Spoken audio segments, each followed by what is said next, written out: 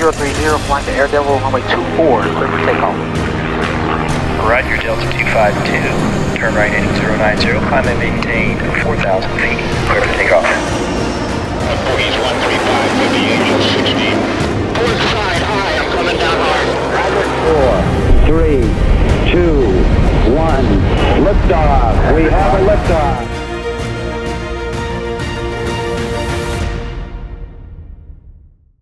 Alex, Lovey, Howell. Lovey. Call sign. Where does it come from? How'd you get it?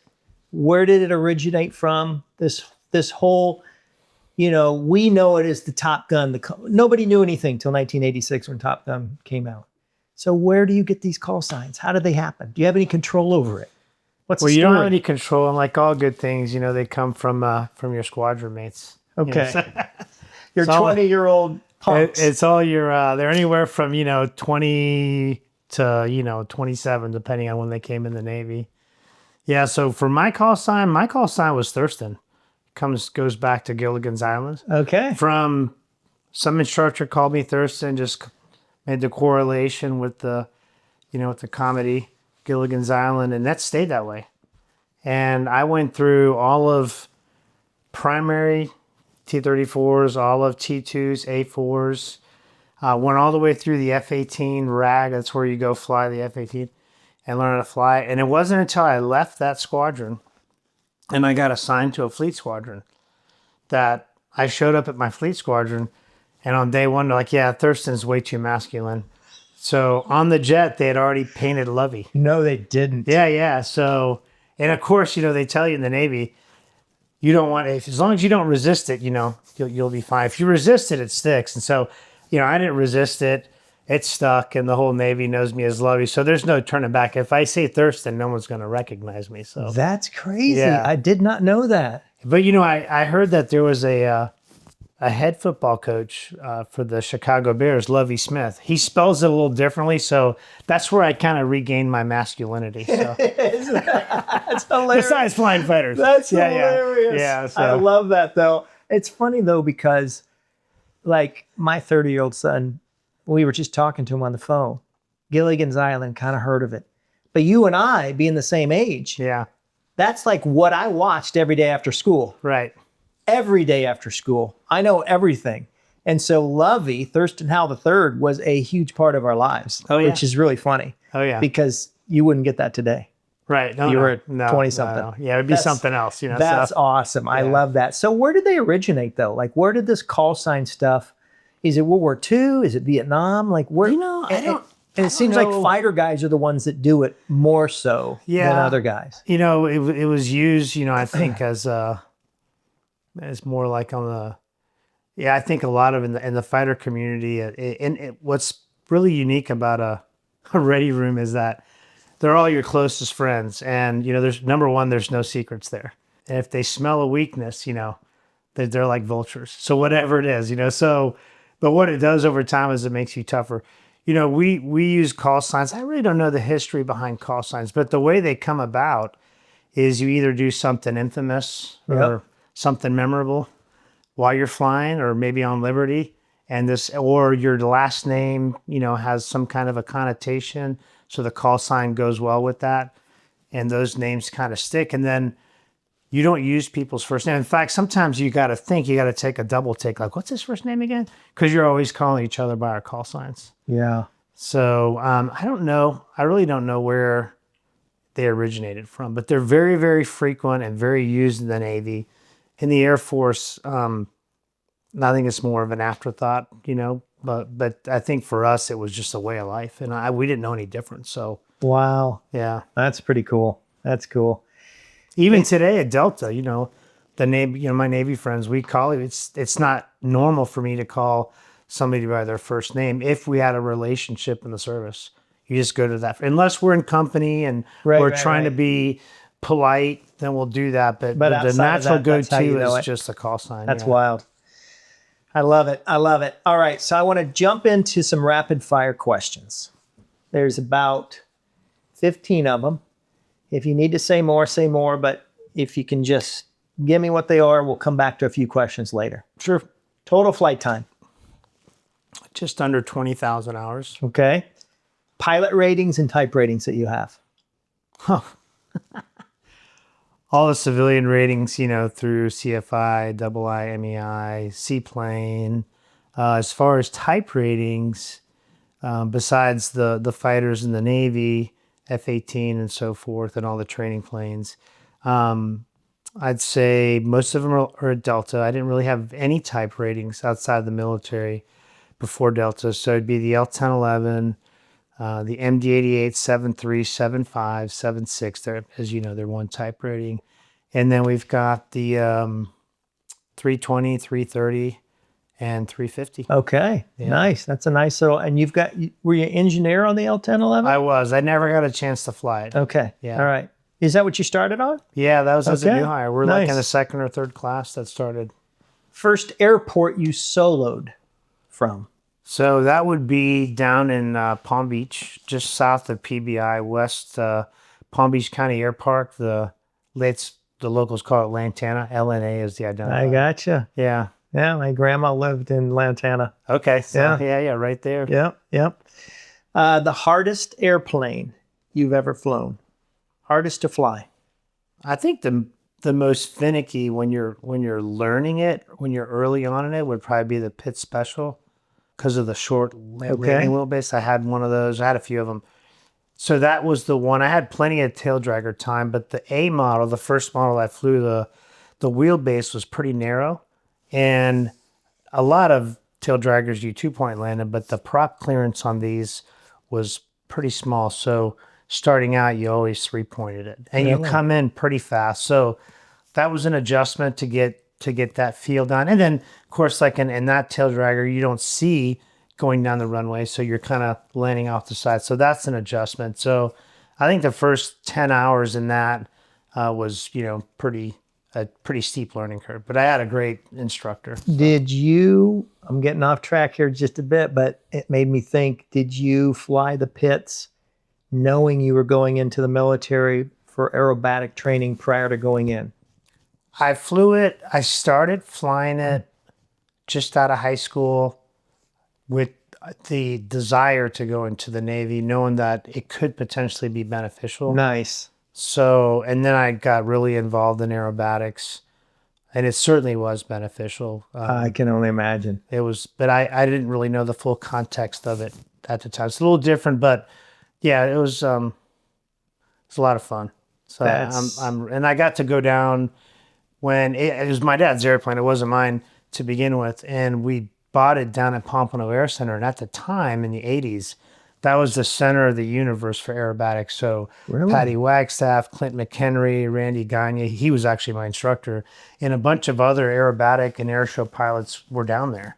And so when you bought an airplane, just by happenstance, you had access, and Randy at the time was my instructor. So you bought 10 hours just with them. And most of it was learn how to land the airplane, and most of it was spin training, upright and inverted spin training, because that's where you could potentially find yourself if you botch a maneuver. So you want to make sure you can recover. And then they would teach you the basic maneuvers. And then I went on, spent some more time with him just to learn a little bit more. That's probably the first time I really learned everything that we learn in our private. You really review it, because when you botch the maneuvers or the control inputs you put in, or to counter torque, P factor, to do a hammerhead and all, and they walk you through all of those effects and gyroscopic precession. And they master that in order to do the shows and stuff. shows that they do to that level of precision. Yeah. And that really helped you out when you did aerobatics. It helped me out. It helped me out in with the Navy. confidence. Yeah. Because you'd seen it. You've been upside down. Absolutely no nothing. problem. Wow. Yeah. I really wanted to. I was flying quite a bit in high school. My dad had a cargo company. So, and as long as I kept my grades up and I worked hard, then I had the privilege of flying. But all of his pilots actually knew what they were doing. They were World War II veterans. Most of them were mechanics. We had a fleet of 6 Beech 18s. And most of them were World War II mechanics that worked on these airplanes. And then after they became pilots, by now, in the 80s, these guys are in their 60s, and they're the guys that are, that are really flying for my dad, and I'm just learning from them and trying to build time. So they're flying the airplanes and working on them. Correct. They literally had a plane assigned to them, probably. Yeah, and worked on them. they were all AMPs, and some of them Wow. were actually AIs, inspector IAs. Yeah, they did all the work. A good deal. For a me, it was company. great. They were great mentors and stuff. So So by the time you headed off to college, how much flight time did you have? I had all my ratings, all my instructor ratings, and I probably had under 500 hours, between 400 and 500 hours. But I was flying A lot of time, though. I was flying a lot. I was flying as much as I could. I was flying skydivers on the weekend.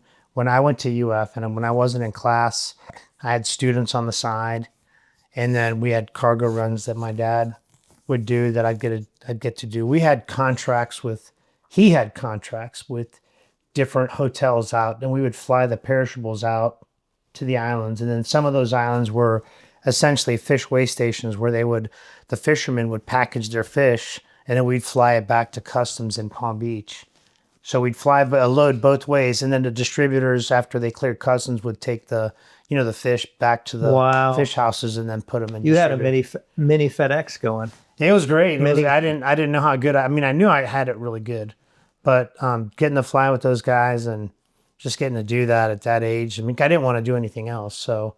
And the stories you must have heard from World War II guys were probably crazy. Yeah, we just crazy stuff, and it was in those airplanes, and that's neat. Yeah, it was a privilege. I never, even to this day, I don't take that for granted. Yeah, that's cool.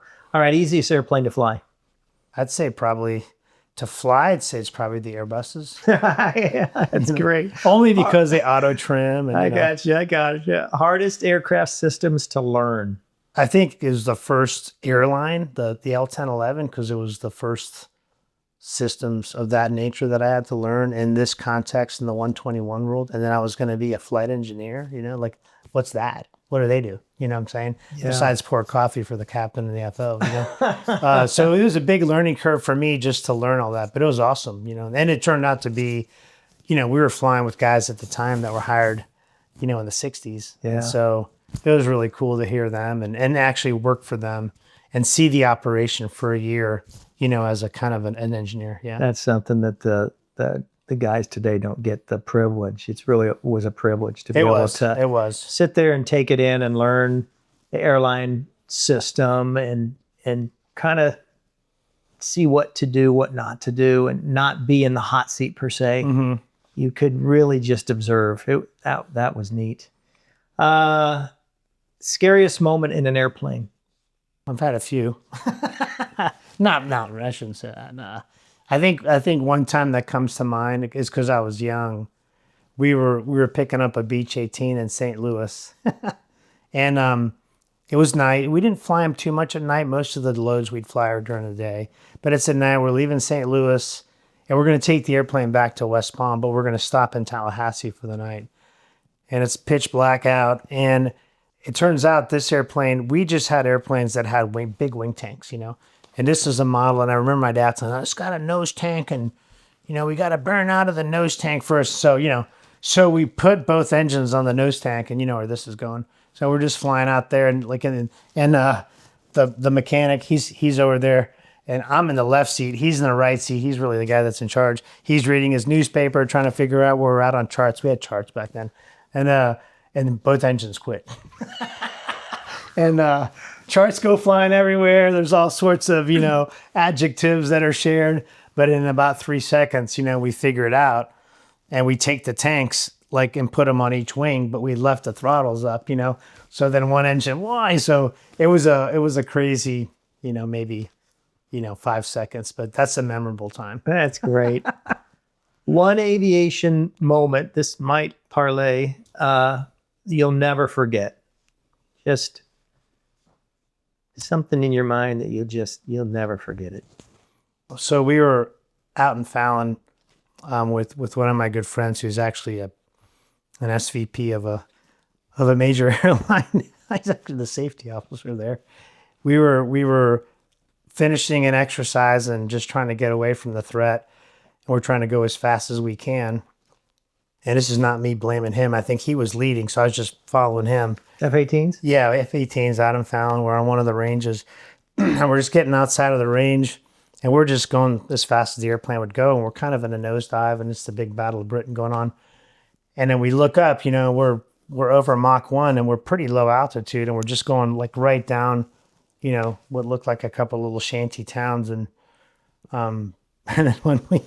Now he had a big position at the time at the weapons school there. He was the training officer. He's a really sharp pilot, really good guy.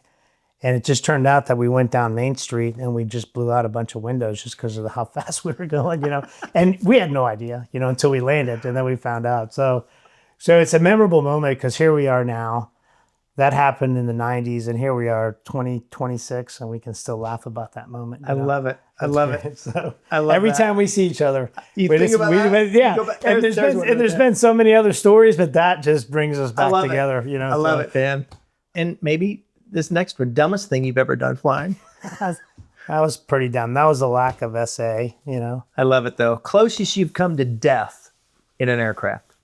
I think one of the moments that's the more memorable that got my attention is we were coming back from Fallon, and all the instructors typically have the airplanes, occasionally have a student, and then some of the rest of the crew just hop on a C9 and go back to this thing. And this time they were going back to Cecil. And we had the glorious idea that we were going to stop in San Antonio and go to the Auger Inn, which is there at Randolph. So we're all kind of going in at different times. They were all pretty much getting in at the same time. So I remember asking my buddy, hey, how's the weather? Oh, it's beautiful. That's great, you know. And so we just kind of powered up and, you know, burn a little more gas than we should, but, you know, the weather's nice. And we get there and this walks off, you know. And I remember now we're setting up for it. In the Navy, we didn't have ILSs at the time. So it's all ground controlled approach. And the Air Force doesn't do a lot of those. So long story short, we're coming in and the controller is doing the best job he could. And I'm by myself, and we get down there and I get down there and there's no runway. There's not a lot of gas left, you know? And so we ended up coming around. I said, wow, this is going to read real poorly. I'm going to have to bail out of a jet, you know, over San Antonio, Texas, because we ran out of gas. Well, long story short, we came back in, we landed, and I just remember landing, and I definitely reviewed that flight in great detail. Wow. Yeah, so I wouldn't say that was close to death, but that was one of those moments where you were definitely a little more alert. Yeah. How about a dream airplane to fly that you haven't flown? I'm in a different phase now, you know, but in adventure aviation. I think for me right now, we've flown a lot of jets. We've flown every fighter I really want to fly. It'd be kind of cool to fly the F-22, I think. But I think right now I'm more into adventure. And so for us, doing mountain flying, we're contemplating buying a mall. Oh, cool. We live on a lake, so doing all the seaplane flying that we like to do, but then also being able to go out and do some of the backcountry stuff. Nice. That's kind of the current aviation dream. Biggest aviation regret? Man, I have no regrets. I Love can it. honestly say that. Yeah. Pilot watch of choice? I'd probably say the Rolex. GMT2? Mine's a Submariner because Okay. we're divers, you know, I gotcha. so it kind of covers both. Makes sense. but, You're yeah. a water guy. Best pilot you ever flew with? Oh, wow. I've been fortunate. I've flown with a lot of great guys. You know, different settings are different. You know, in the airline setting, it's just guys you admire on how they conduct themselves. It's not necessarily how they fly, but how they comport themselves in the cockpit. Maybe a little bit of a tone of humility. The guys that stand out are the guys that don't talk about themselves the entire 14-hour trip over to Tokyo. Maybe they want to learn something about other people around them. Those are the guys that stand out. Gotcha. All right. The very first job you ever had non-flying, and how much did you get paid?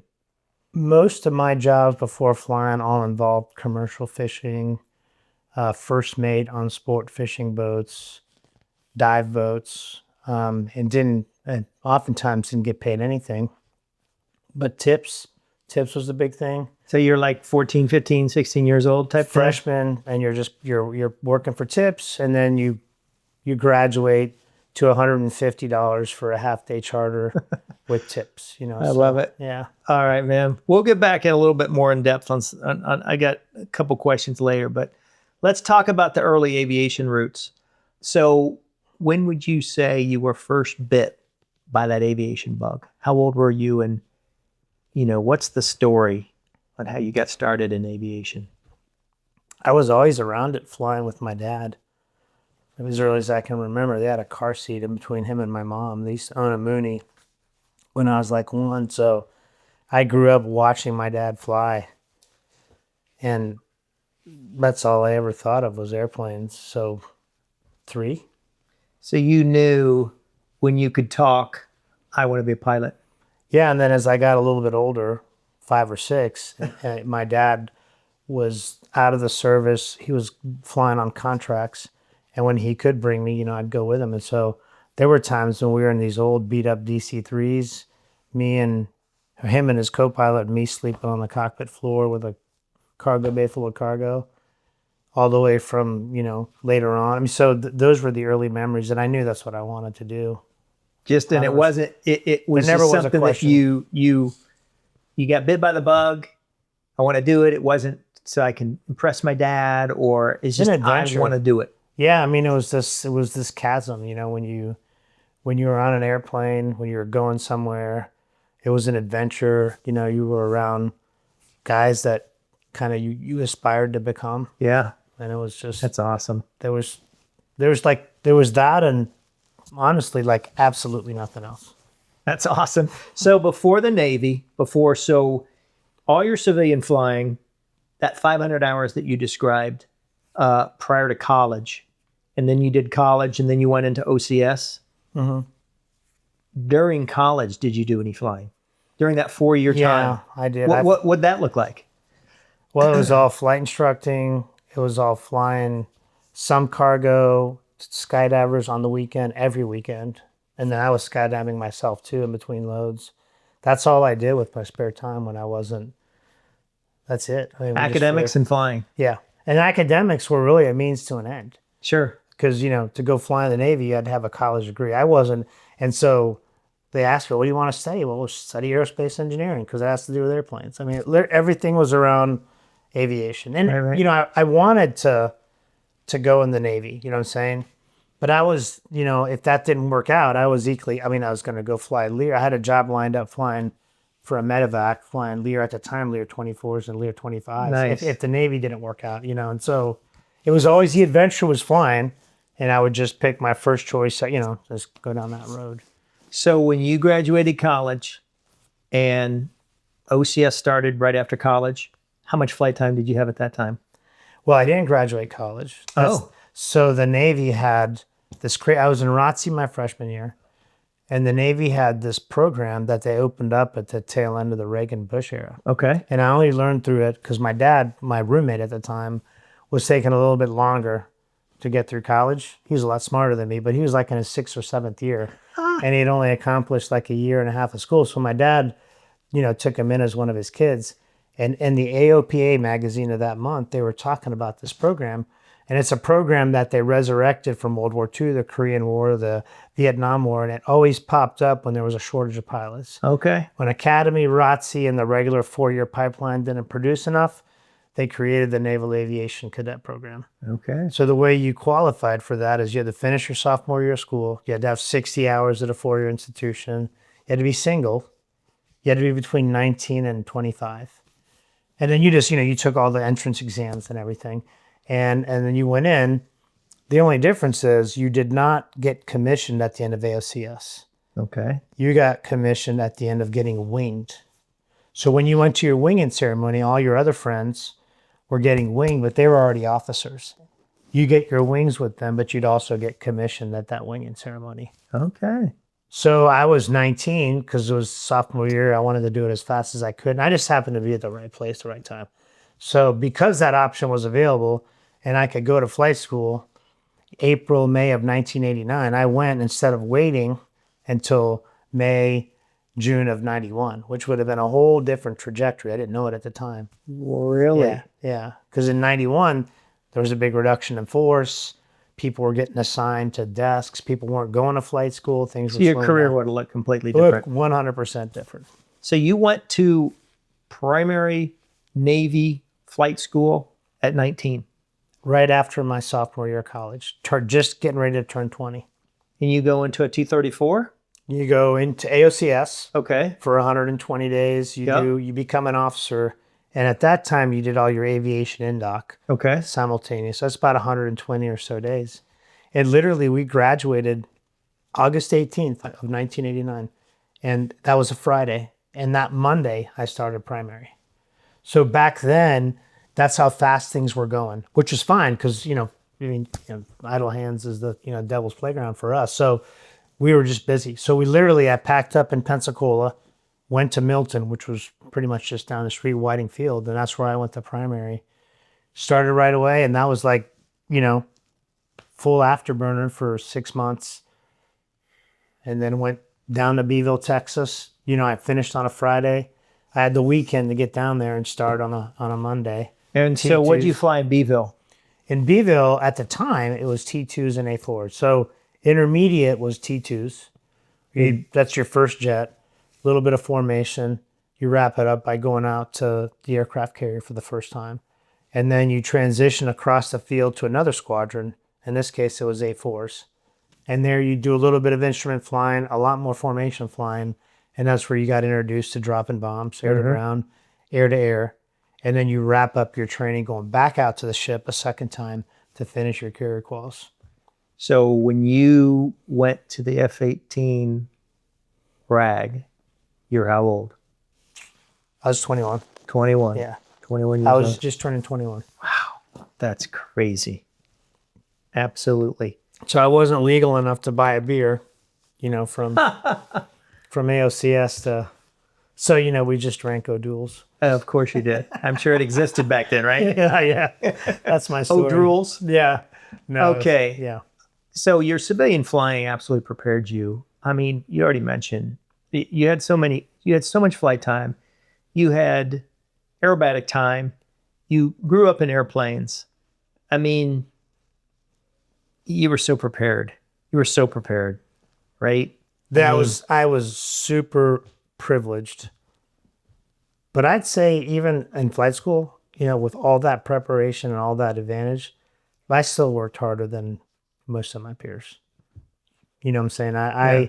I just, it wasn't work. I'm not saying that braggadocious. No, I understand. It was a passion. And it's like, like when you get afforded a dream and you're there, because my whole life growing up, it's like, hey, you're never going to be able to be a Navy pilot. I mean, like, it's like 1 in a million, So I grew up with that, with that message, not from my dad. My dad's like, yeah, you can be anything you want to be. But the kind of the culture in the world is like, yeah, and they didn't mean it negatively. They're just like, hey, it's very The reality. I want to be an NBA player. Right. Like, yeah, okay, that's a great thing to Exactly. say. So when you got there, you're like, I'm not messing this up. Yeah, When and I'm it was- given an opportunity. Yeah, and I'm 20 and I'm flying fighters in the Navy, and the guys that I was flying with were amazing guys. Some of them went to Ivy League schools, and they were all mostly like big brothers, more than anything, because most of them were older than me.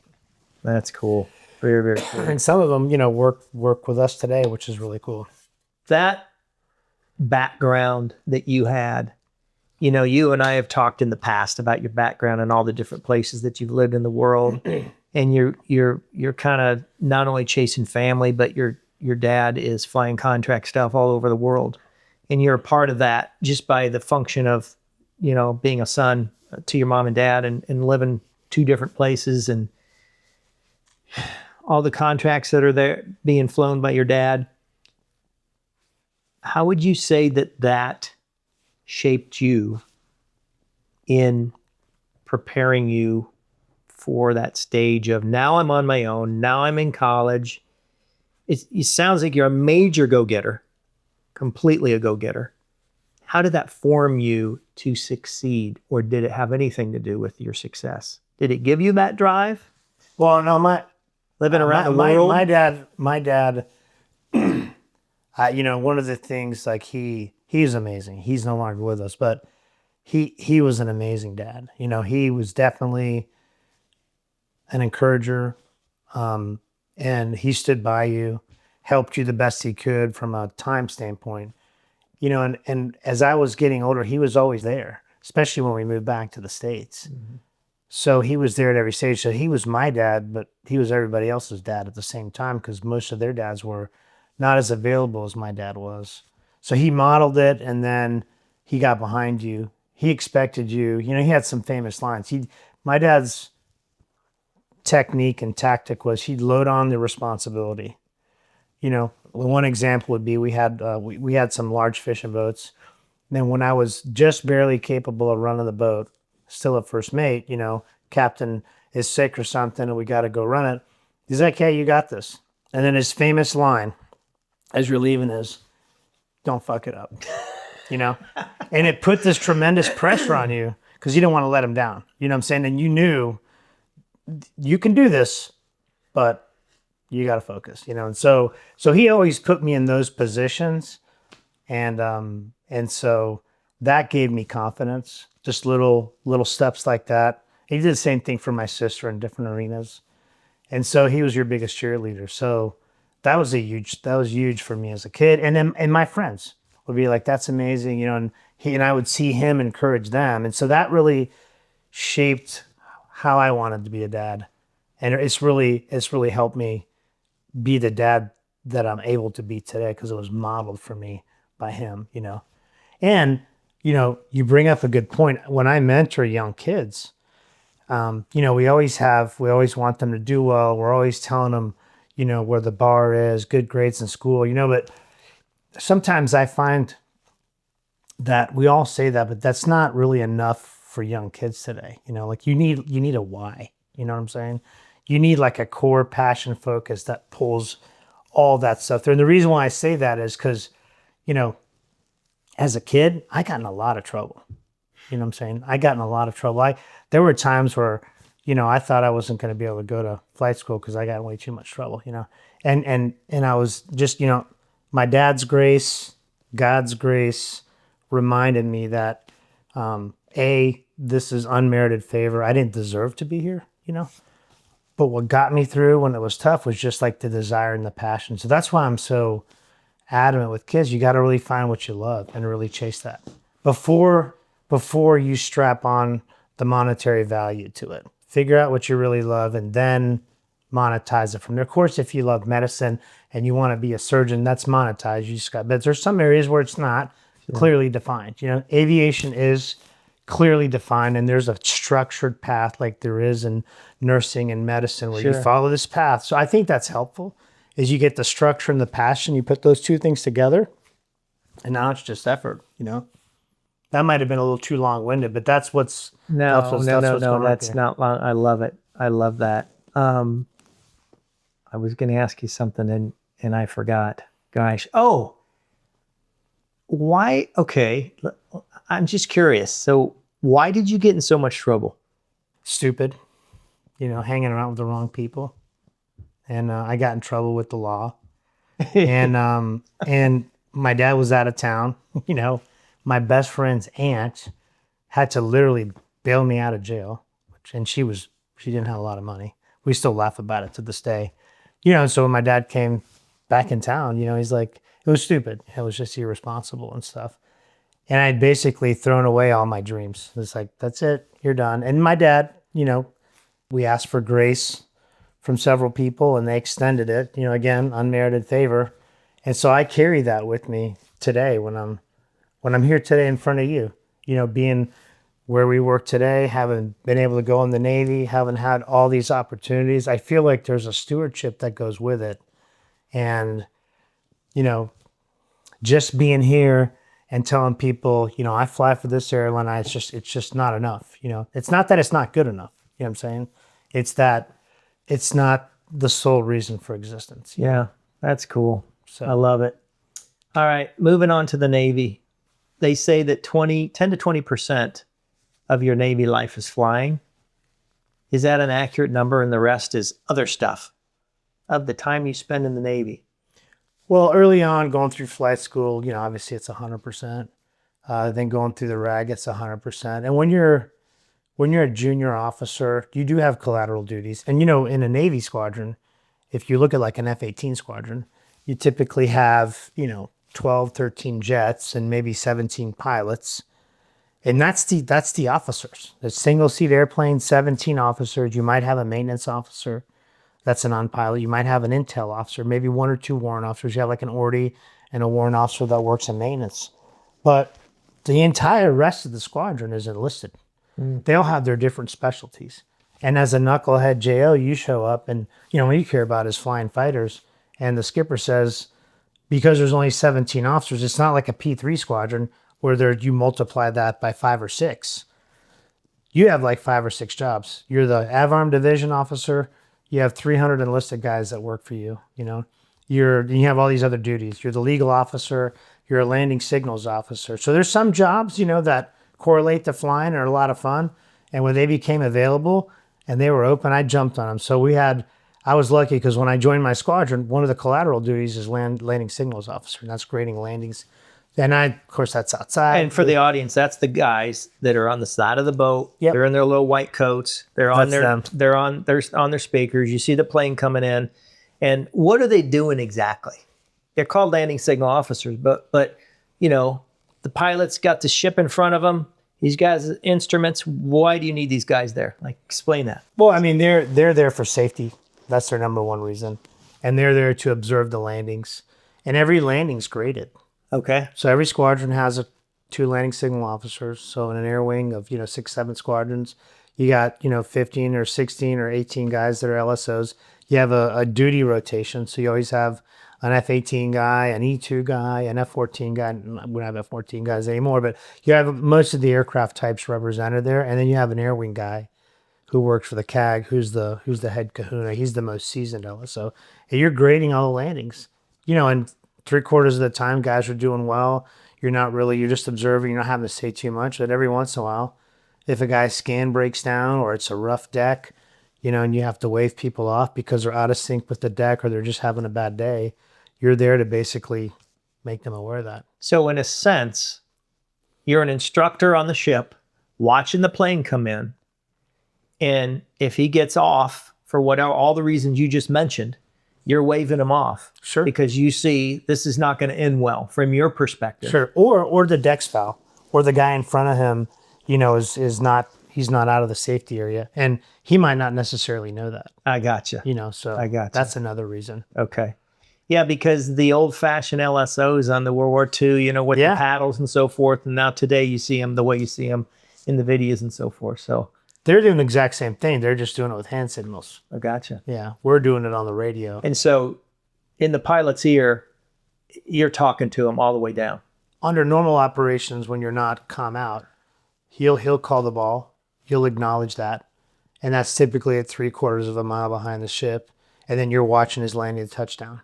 And that ball is guiding him in to tell him where he is laterally and vertically into landing spot. And it's stabilized with the ship. Okay. Up to a certain sea state. And when that sea state gets excessive, then the ball doesn't work anymore. It doesn't keep up quickly, fast enough. As the human being. So then the LSOs will take over and they'll be the ball. And they'll tell the guy where he's at, high, low. So they're driving it. It's called moveless. Okay. Yeah. And what kind of sea state are you talking? It has to do, it's a pretty significant sea state. You're talking like, 10 foot. So the ship's moving around a lot. The ship's moving. The back of that. I mean, I have friends, we've landed on the ship sometimes where it's so rough that you'll see the props exposed. As you're coming in your airplane, yeah, you're seeing ship props.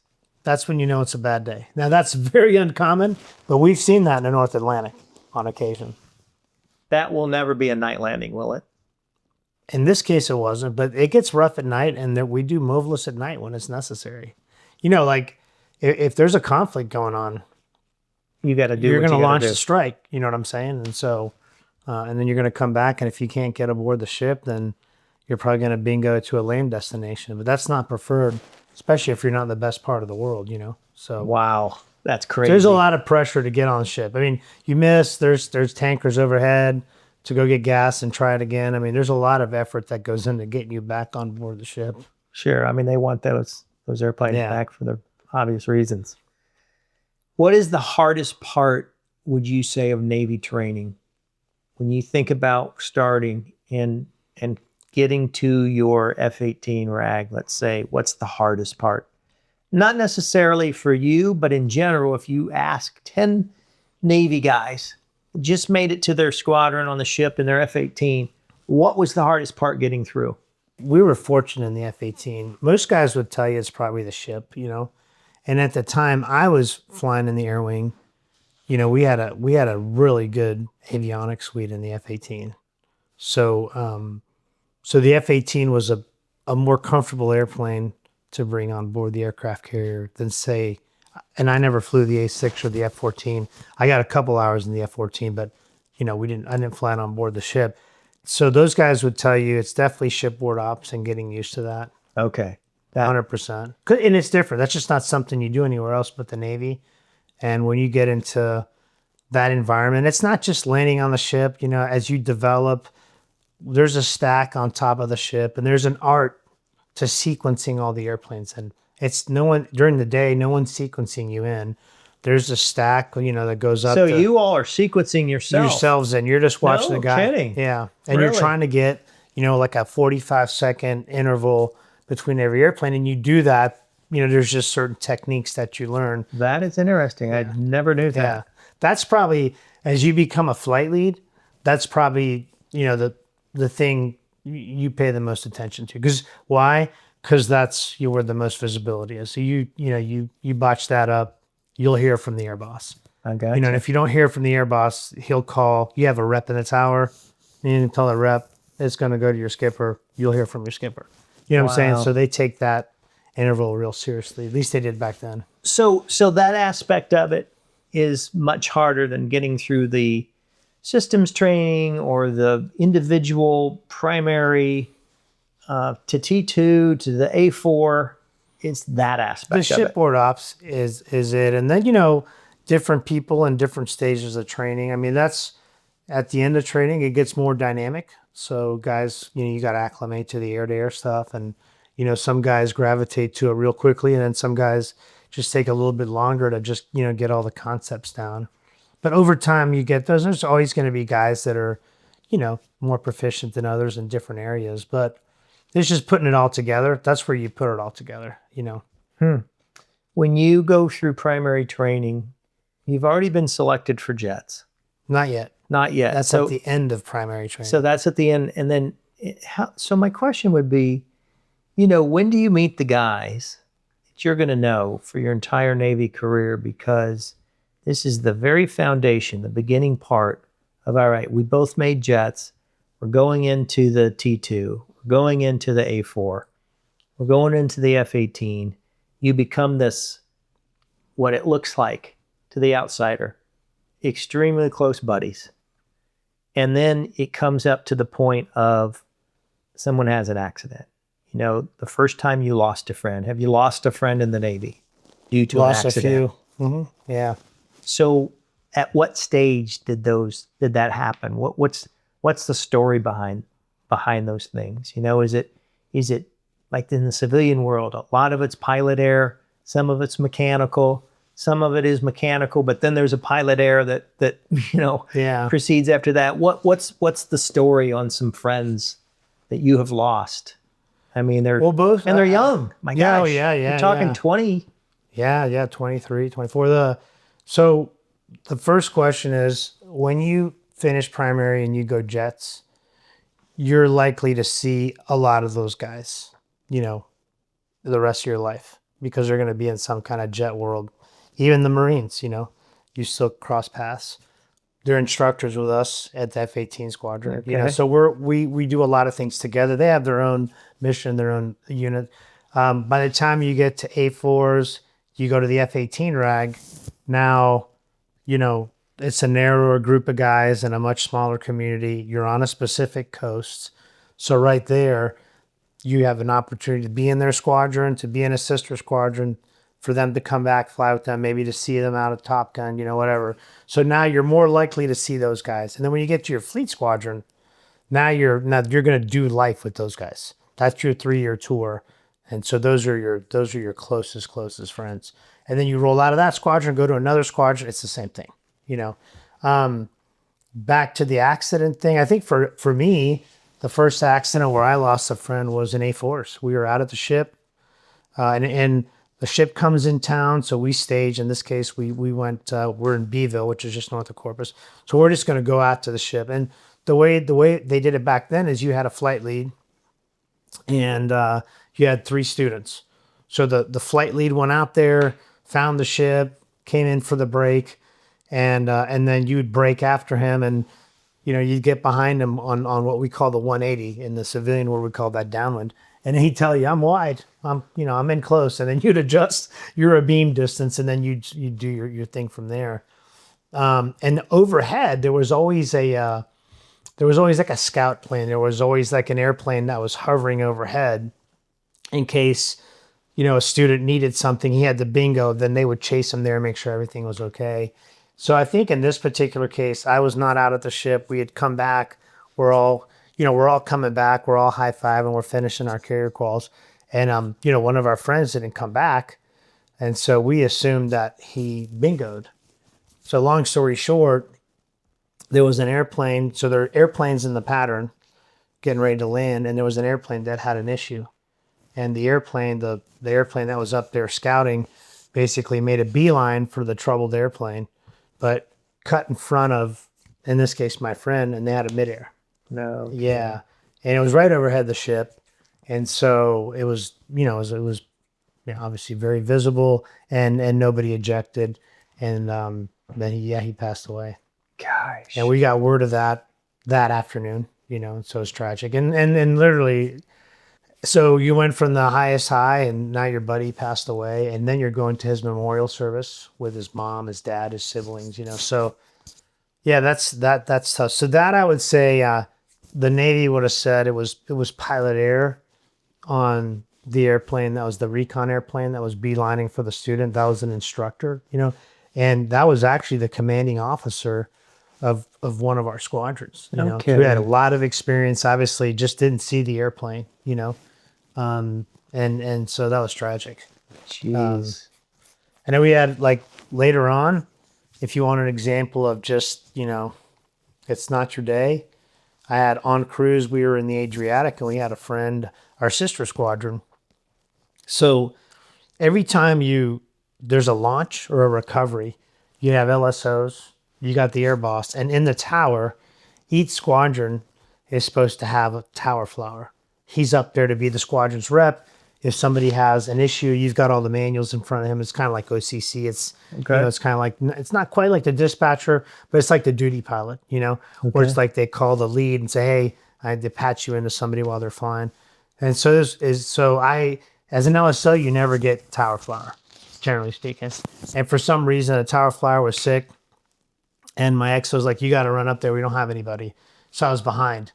So I'm hauling ass. So the ready rooms are typically a deck or 2 below the flight deck, so we're down like on the 3rd level. So I'm working my way up. You got to go outside on the flight deck, get inside the island, climb up these crazy stairs to get upstairs. So as I pop outside the island, I see this massive splash, and everybody's looking over the side of the ship. And I said, what's that? And they're like, that's the pilot of 303 as a parachute die, and they're just going by the ship because the ship's doing about 30 knots. So what had happened is in our sister squadron, one of my close friends had shot off Cat 1. And at the time when we were flying in the Adriatic, it was mostly like a close air support mission. And so you're working with different ground controllers. And it was during the time, laser guided bombs and stuff. So we were carrying FLIRs on one of our cheek stations. And so we were flying with a center tank and a drop tank on the opposite wing, on the opposite side of the FLIR. So you had better visibility on the FLIR. And that's just how we did it that whole cruise. We called it double bubble ugly. And so he shot off, and he had a massive flight control fail. We didn't know this at the time.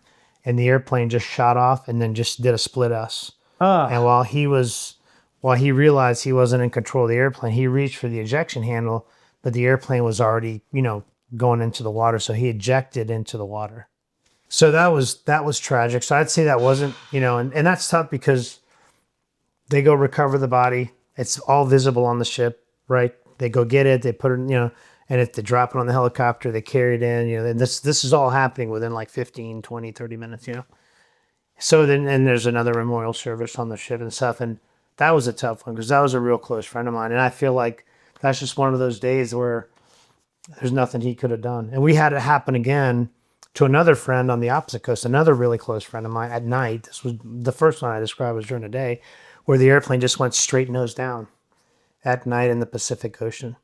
Great guy, family man, Navy superstar, graduated from Notre Dame, just everybody's best friend, and great aviator. And he was just at the wrong place. Just a mechanical failure. Yeah, yeah. Gosh. Where the flight controls programmed full nose down, from what I was told. Yeah. So it was tragic, so yeah, that's just the reality. And I probably lost a half a dozen friends in airplane mishaps from starting primary until I got off active duty. And that's just the nature of the beast. Yeah. 2 of them were just radical, malfunctions of the airplane. 4 of them were probably, could have happened to anybody. Vertigo at night on NVG goggles, flying into the side of a mountain kind of thing. Yeah, it's tragic, Man. It seems like the way you describe the relationship, me not being in the military, is like if you're on this 3-year tour with these guys, it's almost like me being in high school with my basketball player buddies, where you're all total buds all the time. You play, you fight, you do everything, and you go year to year through this process. Does it have that feel? I mean, here you are, like your teammates, and you're doing life together for 3 years. For me, I was a wrestler in high school, and it's definitely a team sport, but you're on the mat by yourself. I played football for a couple years, but when I played when I was in the Navy, that was the closest thing to family in my experience, because you just do life with these guys, and you're at that age where you're single, then you're married, start having kids, so you're doing a lot of phases. It just happens to be, where you're just doing a lot of things. Not to mention you're in a fighter squadron together, living out your dreams. So it's just this culmination of things, that just make it a real special time in your life. And those are the guys that you get to do it with, so it's just, and here I am 56, 30 years later, and it's like it was yesterday, so. Does it, not to bring Top Gun into this so much, but like when you look at the movies and you just see the original, even, where is it that same thing depending on if you're at sea or if you're not at sea? Like, are you able to go to a funeral of your buddy and some of them are married and you're literally consoling this 23-year-old girl that's his wife? Like, is that reality? Well, it depends on if you're on a cruise. If you're on a cruise, like for us on a cruise, that happened, and the very next day we had a memorial service, and so that's immediate. But the body gets escorted to where the family is at, and there's a whole cemetery memorial and stuff, and you're not there. The one guy, like we all had designated, hey, who's gonna carry my body home if I die? There is a designator. There's a designator, so that person will leave the ship. In this case, it was one of his squadron mates. Actually, it wasn't. It was one of his squadron mates, but that squadron mate had already rolled out of the squadron. So he came back, he met the body, and escorted it back home. Now he attended the funeral side cemetery service. We were still deployed, so we didn't get to break and go there. But now I've been shore based, where we had a mishap, and we're there at the cemetery with the families, going through the whole burial service. And that one was a little bit, that was a shore-based squadron. I was in Key West at the time, and so that was tough, because you've some of those guys had flown 2 tours together, you know, and I was pretty new, but those guys had known each other for a decade, you know. And it was one of those mishaps where you always go, oh, that could have been avoided, you know. I mean, that's aviation, right? You know what I'm saying? So you live through that, you know. That's the weird part of aviation is when you Monday morning quarterback it, it's real easy to say what you could have done. And nobody happen. says that at the time. Well, No. you just, you know, you're just missing your bro. You're not casting blame because No, not at all. because it could happen to any one of us. You know, it's just one of those things. But it's tragic, you know. And you just try to, and then from there you try to do it better the next time. But you remember those. Those don't go away. They don't. You press on because that's what they'd want you to do. But they stay with you. You know, you don't forget those. I had a really good squadron mate who was a Blue Angel, and that was probably mishap number 8. He's a close friend to a lot of us because he had been in several squadrons when this mishap happened. You know, it was just one of those days where, you know, they ended up CFIT into the ground, and it took 2 of them. He was a team, and he had a new team member that was coming on the next season, and it was just a split-second thing, and it was over, you know. During a training. En route to an air show, when they go to an air show, they Practice. scout out, they do some certain things, and that's all they were doing, like they do every time. And it was just, you know, they just ended up flying into the ground. So when you're in the fleet and this happens, you lose a buddy to a mishap, and you see airplanes coming down. That's it. You have a memorial the next day. Life literally goes on. Doesn't stop one bit. Mission, Navy, continue. There's no break. Just Not if you compartmentalize it. yeah, you compartmentalize. If you're on a cruise or you're involved in, you know, some kind of deal operation, the Navy goes on, and if you're part of that, you continue on with that operation. That's just how the Navy's done it, you know. You're in your 20s. That's brutal, man. It's real. I mean, it puts it in real. You know, the Navy can operate without you. So we always say that a lot of those rules are written in blood. Yeah. And when you experience something like that, you're reminded of how all those procedures, you know, came about over the years. You know, and you respect them for sure. Yeah, I mean, that's aviation. That's not just the military, unfortunately. Have you ever had to eject? No, I have not. I've been fortunate. Buddies have. Had A buddies few, eject? yeah, and have survived and continue to fly, and yeah, absolutely. So, advice for future Navy pilots. I know that's a very, very broad. Oh, I mean, That's a broad ask, but you look back and you compile your entire career, everything you know about it. Is there okay? Here's the one nugget I'm going to give you.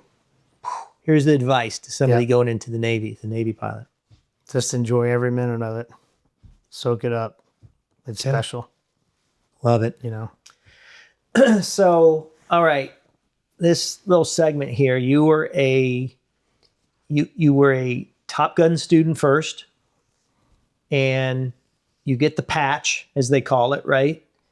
And then you go back to your squadron, and the terminology is strike fighter tactics instructor, right? So you're an instructor to your fleet, to your squadron. When you get back to the boat, how's that work? So Top Gun went through a couple iterations. When I was a junior officer, they had a program called Power Projection, and you would go to Power Projection at a certain time in your first fleet squadron, and you had to have a cruise. You had to have a certain amount of experience, and you also had to have a certain amount of time left in the squadron. So, there's only a few guys that just happen to have that timing. So part of it, is just being fortunate at the right place, the right time. I want to make sure I say that.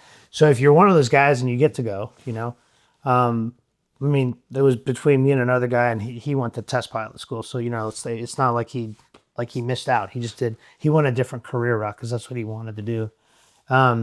You go, and then it's at the time, it was about 3 months. And then you come back to the squadron and you take on a role of an instructor in the squadron. You're typically like the air-to-air weapons training officer. and then you just share everything that all the latest and greatest that you learned at Okay. Top Gun. And then the Navy transitioned. What they wanted to do is they wanted people to go through Top Gun. They would get a different designator, and then they created different billets in the squadron. So they went from power projection to strike fighter tactics instructor. And the first year that they had this program, if you were a power projection guy, you went to the SFTI transition course. So it was a really good deal because SFTI was typically like 6 months, and it had, X number of flights and X number of classroom days. And during the transition course, you had all the flights. They just, they took away some of the classroom days. So it was just again, just right place, right time was a great deal. And what the Navy decided is, when you got done with your SFTI tour, there were places that they assigned SFTIs. So they had Top Gun, which was, now at Fallon. They had, each coast had a weapons school, which was just this pod of subject matter experts, now SFTIs. And they would basically administer check rides. If they were at Cecil at the time or Virginia Beach now, they would fly with the East Coast squadrons. And if they were out in Lemoore, they'd fly with the West Coast squadrons. And then each coast had the F-18 training squadron that we call the RAG, and then transitioned to FRS. And each FRS had one SFTI at the time. So I was in 106, and I went through the transition to SFTI to be at 106's SFTI. So it was a really great deal because I lived in Cecil, so I didn't have to move. I got to go out there, come back, and then I also got to do the LSO thing there. So it was 106 was an amazing tour because you got to fly a lot. We had 40 or 50 jets. Everybody that's from a student learning the jet the first time to guide leadership people coming back from disassociated tours, coming back, doing a short course in the jet. It was just awesome. And so, and that's how the Air Force and the Marine Corps is structured. Kind of, they don't use the same terminology. They don't use the term SFTI, but it's the same thing. They use WTO or WTI. They have different names. They might be different now, but the Navy was a little bit later to the game, having a designated tactician that went through some extra training in the squadron. And then when you went back to sea, in the Navy squadron, you have XO, skipper, and then you have 4 department heads, which is typically ops, maintenance, safety, and admin. Now you had an SFTI who was like a super JO, right? And then you had all your junior officers. So now every tactical squadron has an SFTI who went to Top Gun, maybe for the first time, got his SFTI designator, and now he's got a bona fide billet in a tactical squadron responsible for, all the So it sounds to me, in layman terms, like not everybody can go to Top Gun. You get selected, you go to Top Gun, and then you use those skills that you learned to bring back, and everybody gets a taste or a little bit of training per se, because all that is really good for every Navy pilot. Absolutely. But it's just everybody can't go. So yeah, I mean, you're there's going to get a limited taste, dose. and you're going to get trained from a mini Top Gun instructor in the fleet, or however you want to. Your squadron SFTI I got is you. your contact to Top Gun, and there's certain things that you can't just do in open air. That we have skiffs and stuff, and they're your guys to go in a skiff and learn about new tactics and new things that the Navy's developing. So it's a great program. When you head off to Top Gun school, how long is it? When I went through power projection, it was 12 weeks. Okay. SFTI, if you were already a power projection guy, when they first stood it up, was about 12 weeks. Okay. And now, if you're going from scratch, from what I understand, it's 6 months. Wow. Yeah. Really? That's a long time. So you literally, and now, from what I'm told, you leave your first squadron, you try to select for this billet, SFTI. They send you now to Fallon for 6 months. And then you get assigned a duty after that. You're either going to stay at Top Gun, you're going to go to one of these weapon schools, you're going to go to one of the RAGs. I even think now some of the aggressor squadrons have SFTIs. So there's bona fide positions that they send you to the school and send you to these positions. So you're not necessarily after 6 months going back to the fleet anymore. You're going to a job. Usually if you're coming from the fleet, you're going to a shore tour. Oh, that's know- what makes sense to Yeah. me. I gotcha. And then from that, so that's how the Navy does it. Sea, generally speaking, there are guys that go sea to sea. If that's how the cookies crumble for you. But generally speaking, you go shore, you go sea, shore. You rotate back and forth. Gotcha. Keep some sanity coming back to shore. Yeah, that's the For the most idea, part. but it doesn't always work out that way. What did you find the hardest part of getting through Top Gun training was? It was.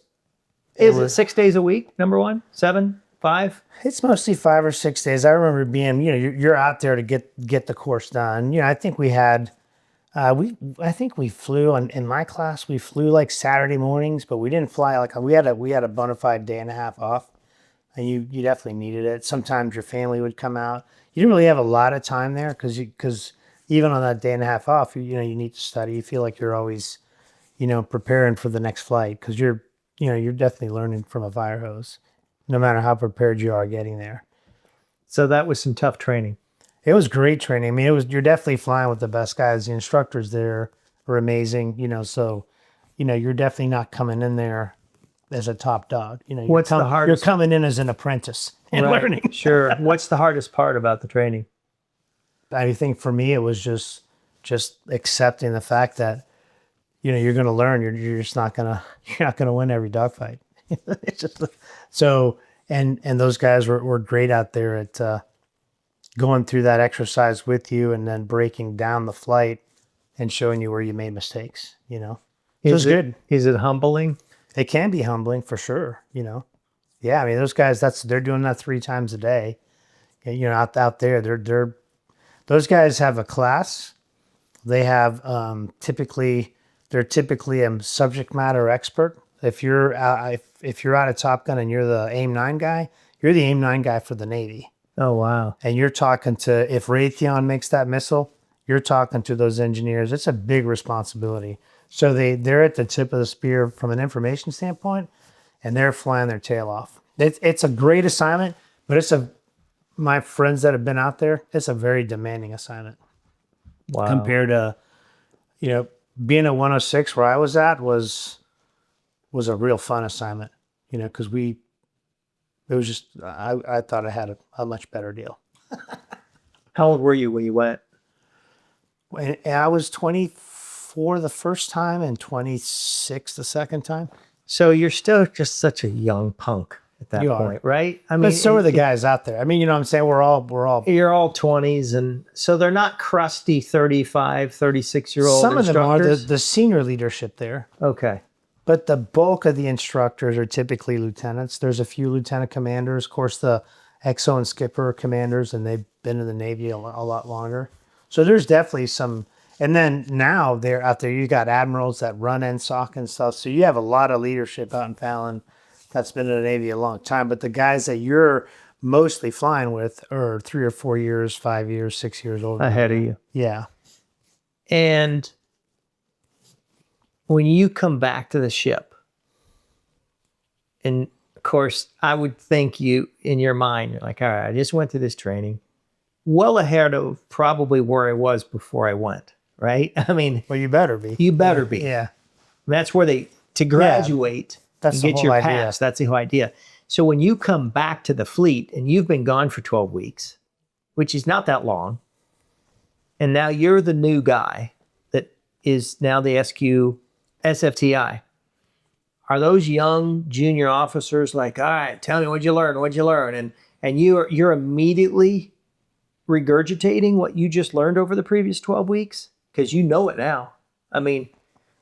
Is that how it works? And it is. I think that's how it always works. But I think the bigger picture is that, especially when we first stood this program up, is coming up with a progression and a syllabus to make guys, combat ready. And so what it helped us develop is a methodology, and a progression to take guys through, where before we didn't have that structure. So really, you're going to come back and you're going to have the knowledge, but you're going to implement the structure, for the whole squadron and be in charge of it. So prior to that SFTI coming back, who's the SFTI that was there trying to feed you guys? Because then you go and now you're the SFTI. In other words, is there always there was someone? back in the day there wasn't. See, that's when we made the transition when it was power projection. You kind of like one guy went, and then 2 years later the next guy went, and that guy with the first guy that went was about to leave the squadron. You're coming back. You have a little bit turnover. You know what I'm saying? Where he's still the guy that went first, and then you take his position, and somewhere behind you somebody's going to go, and that's how power projection was. When we implemented SFTI, when you came into the squadron, there was a guy that was he's the SFTI. I gotcha. He's not going to Top Gun. He's already been. And he might have already had another SFTI spot somewhere else. So there's an overlap. Yeah, so you're getting now, you have an SFTI. Like you leave the squadron, you're not an SFTI. You're working under an SFTI. You go and you select for Top Gun. You go become an SFTI Top Gun, then you get assigned to a place. You work as an SFTI for 3 years. Now you're coming back to the fleet. So now you're a seasoned SFTI. Gotcha. That's what the Navy had envisioned, and in that progression, they're responsible for the curriculum, changing it, making it better, just like we do at the major airlines today. Sure. See, we didn't have that before. It was a little bit less structured before. Little less overlap, it seemed like. A little less overlap. You're just getting more. The fleet guys are getting more because there's always more. there's always somebody there. That's cool. Is there in your entire Navy career, was there a guy that stood out as like, that dude's the most badass pilot. He's the best. I don't know why he's so good. He's head and shoulders above everybody else. He's just, he's Maverick, man. He's it.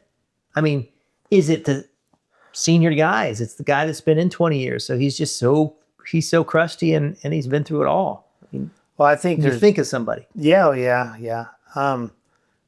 I had a couple of really good leaders at the squadron commander level, my XO, AV, my CF. Great guy. So he was a good pilot. You didn't remember him because he was some extraordinary tactician, although he was, but that's not what you remember him for. You know what I'm saying? You remember him for the personality? You remember for the leader that he was. Okay. For his values and how he was able to honor his values and stay a leader. He really modeled that, how to be a great leader, a great husband, a great man of faith, a great parent. Just an overall Yeah, awesome and then dude. that today, so here I am. He knows, if he's listening to this podcast, he knows exactly who he is.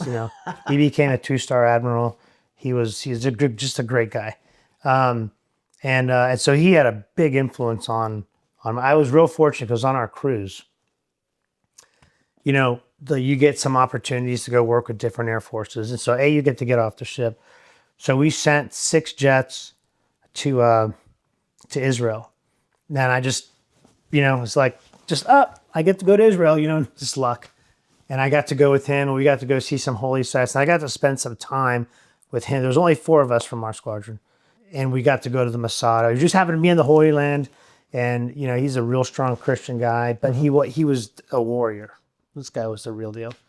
And I just loved him to death. And he just modeled that. So he really inspired me to that, which really had an influence on me later in life. Now, at the more junior level, at our like gladiatorial level, there's one guy that stood out that was a really good fighter pilot. I still get to work with him today.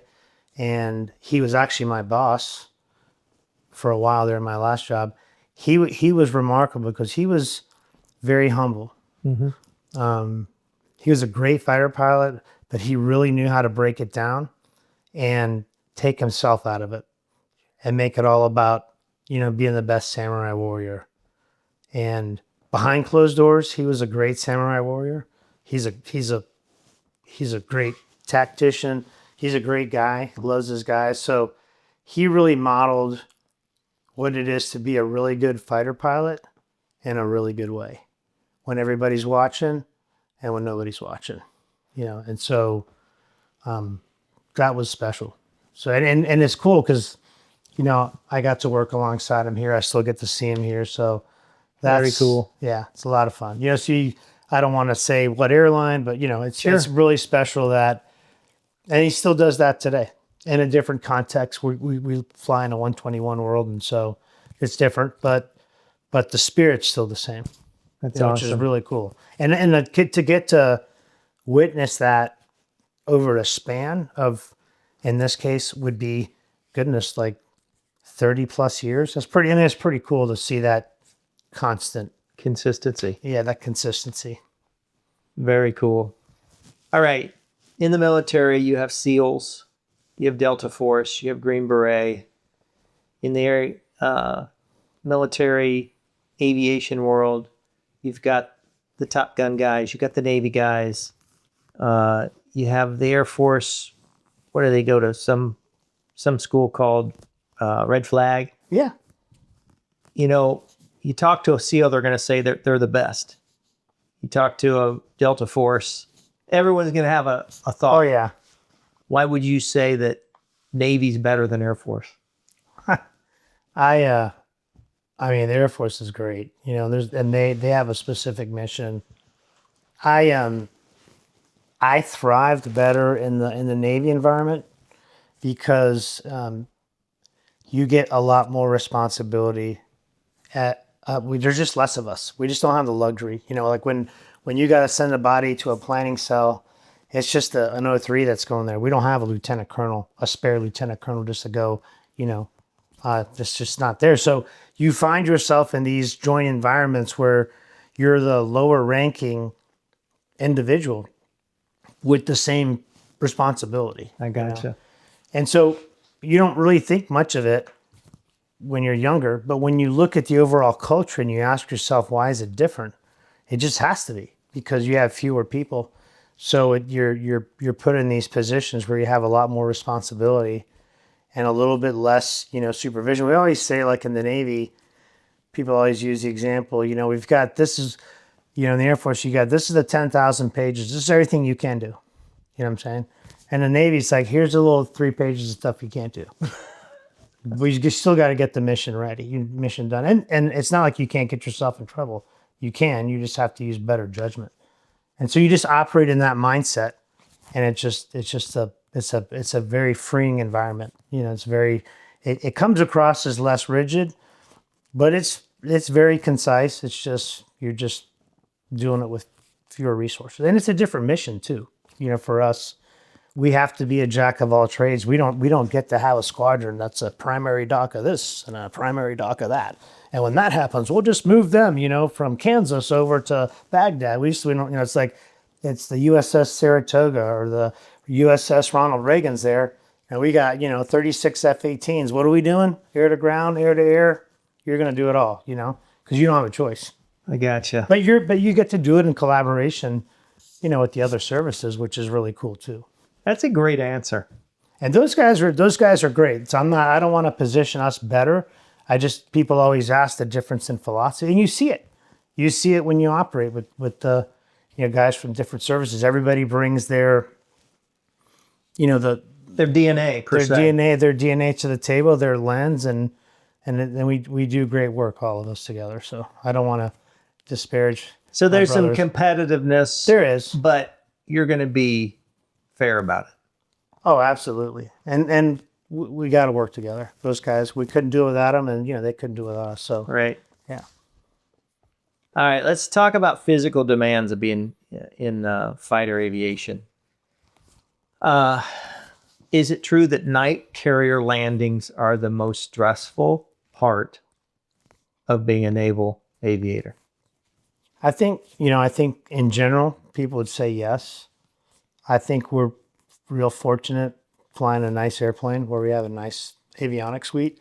So, you know, when you fly a more modern airplane, you know, like I'm sure the guys flying F-35s now, you know, you just have better situational awareness. And so all of that adds to your comfort level.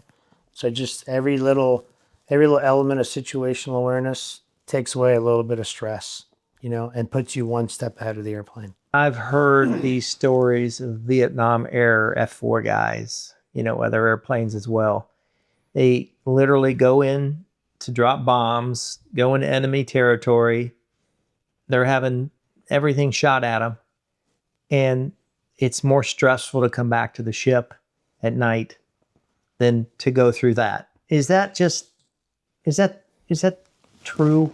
I mean, I'd say being a guy that that's landed on a ship at night and that now lands on 2 or 3 mile long runways, I'd have to say that, landing on a ship at night is more stressful than coming back, to a fixed field, especially if that field's not under fire or something like that, And so those guys back then, Tomcats, A4s, A6s, F4s, I mean, those guys, their instrumentation was much more rudimentary.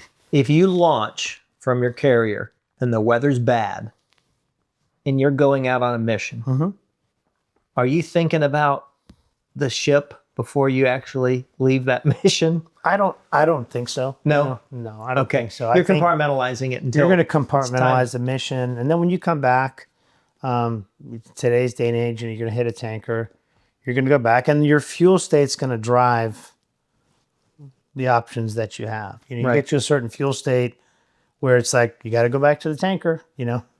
Was there ever a time in your career where a guy ejected because of a series of events? He just could not get aboard. Tanker mechanically fails, can't get to shore. There's no options here. We never experienced that in the air wings that I was in. It has happened in the Navy. We operate primarily the Red Sea, Persian Gulf, Mediterranean. So we're not, there were bases around. I gotcha. If you're out and there's not, the Navy calls that blue water ops. Yep. And they do that. That's a whole different animal. And we didn't do, in the time I was in, we did very little blue water ops. Okay. We did mostly, we were in some theater doing something, with a bunch of other people, is typically like it has been from, 1990 to the present. So I never experienced that. But there's guys that have, run out of gas and you literally eject alongside the ship. No kidding. And the helicopter comes and gets you. Yeah. Is that that's not a guaranteed you're out of the Navy or you're not going to fly anymore type thing when that happens, is it? Or does it just depend on the investigation? I never had anybody, my peers, that experienced that. So I don't have anything to judge that off of. I gotcha. All right. So my brother-in-law was a avionics guy back in the early 80s on a carrier. He, of course, would have to do like deck ops, as well. And talking about the danger of naval aviation outside of the flying aspect of it necessarily. But one of the arresting cables failed and just took a guy's legs completely off. I mean, did you ever see any carrier operation, terrible things that happened while you were in like that? Or what's the worst thing that you've ever seen? The flight deck's crazy. When you're in your jet, you can see it's mayhem. But I think you get a real appreciation for it when you're walking out to your jet, especially if there's flight ops going on. There's an art to that, and even more so at night. So these guys that work the flight deck on a regular basis with jet engines, I mean, I've seen people get sucked into an intake, run into a prop. And yes, we've had people, that when that wire breaks, it'll cut anything in half, much less a human body. So it's a vicious environment. And those kids that are out there, they're 18 or 19, and when you see a guy that's wearing a yellow shirt on a Navy flight deck, he didn't just get that yellow shirt overnight. I mean, it's a process to have the privilege and the duty of directing. And what is the yellow shirt? He's the guy there's a series of them on the deck. They move all the airplanes from post-landing to getting ready to catapult to parking. So he's not going to be a junior dude. He's not, but he's not old. I mean, he's 19, 20, 21. But he's already shown himself to be seasoned, extremely sharp. Yeah. So you've seen all that type of nonsense happen on the carrier deck? All those accidents, all those things? Yeah. That's crazy. Gosh. Some of them we just saw the video. Gotcha. You know what I'm saying? I mean, you're not out there watching it every time. But I mean, unfortunately, it does happen. Now, the person that got sucked into the intake actually lived and came out, and he had a little hearing loss for a while. But, he survived. Yeah. He survived. His headgear, got caught. They shut the engine down fast enough, and he didn't go in the engine. What airplane was that? That was an A6. Holy frick. Yeah, crazy. Just when I see the image, it still gives me the EBGBs when I think about Bet it it today. does. You know, That's nuts. yeah. Gosh. When I see, we do pre-flights on our airplanes, and I think on the side of the jet you and I fly, there's there's like the danger zone, that shows the dangerous part of the front of the engine in the back. And when I see that, when I'm doing a pre-flight, which I try to do every once in a while, that's the image that comes in. It goes back to the danger. It just goes back 30 years. Like, oh my gosh, If you only knew what danger really was. oh my gosh, So and I think on our jet it's like 14 or 20 feet. I forget what it is. That's hilarious. Yeah, that's crazy. The aviation will leave memories. So pulling G's in a fighter. Everybody's seen it on TV. Not a lot of people have done it in a fighter jet. Everyone I know, and I haven't even asked you this question, but every single fighter guy I know has a back issue, has a neck issue, has some sort of an issue. And not all these guys are all built the same. But it seems like if it's not when they're young, it comes up when they're older, right? Because of that sustained G load that you got in your 20s. Do you have anything, neck, back? Because you're kind of built like a little bull. Yeah, I don't have any that I'm aware of. That doesn't mean they won't come later on down the road. Because there's a lot of guys that There have is, and I know they're being sincere. I've always been a swimmer, so that I don't know if that's helped me, and not a good swimmer, just a recreational. But a swimmer. Yeah, that's just something I do as cardio. But I don't know, and I've always been like short, stocky, so they always say if you're built short and stocky, you could be a little bit more resilient to pulling G's, because they always say it's from the distance from basically your brain to your heart, and the further that is, the more susceptible you are. But I don't know, it's not that far from me, so it's working. I love it. So you haven't had any close calls in your fighter jet that you would say that was close? Mid-airs?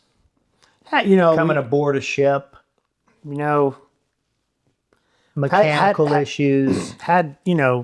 Where your air-to-air stuff, you get pretty close, sometimes a little closer than you want, but and usually that's when you get startled. It's like when you see the guy a little bit later than you wish you would have.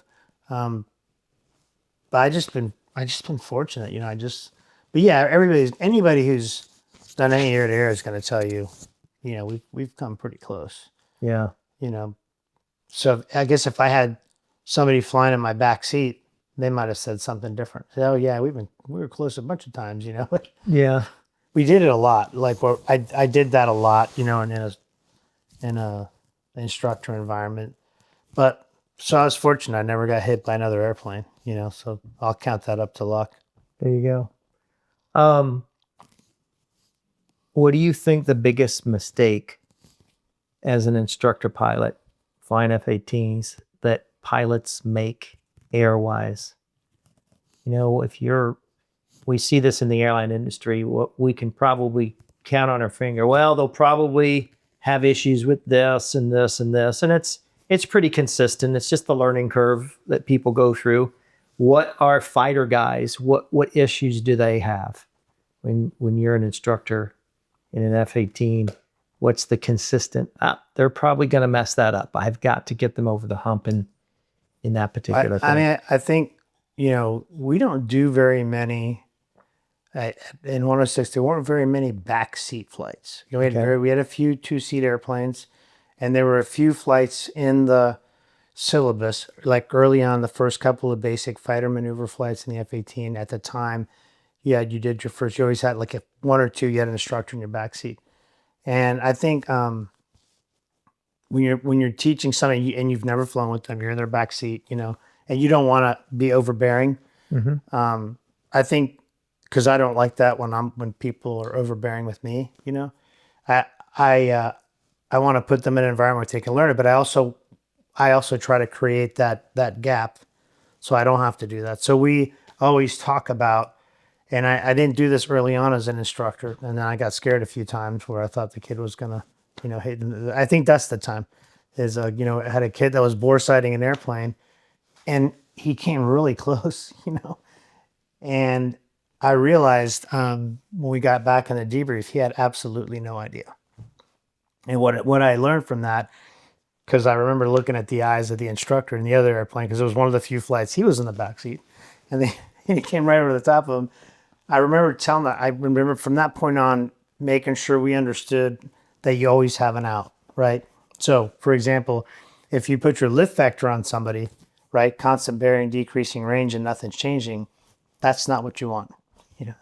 So you want to make sure that you have an out, so that when you need to make an adjustment, you can make that adjustment. You don't compromise yourself where collision's the last. And so I never took that for granted.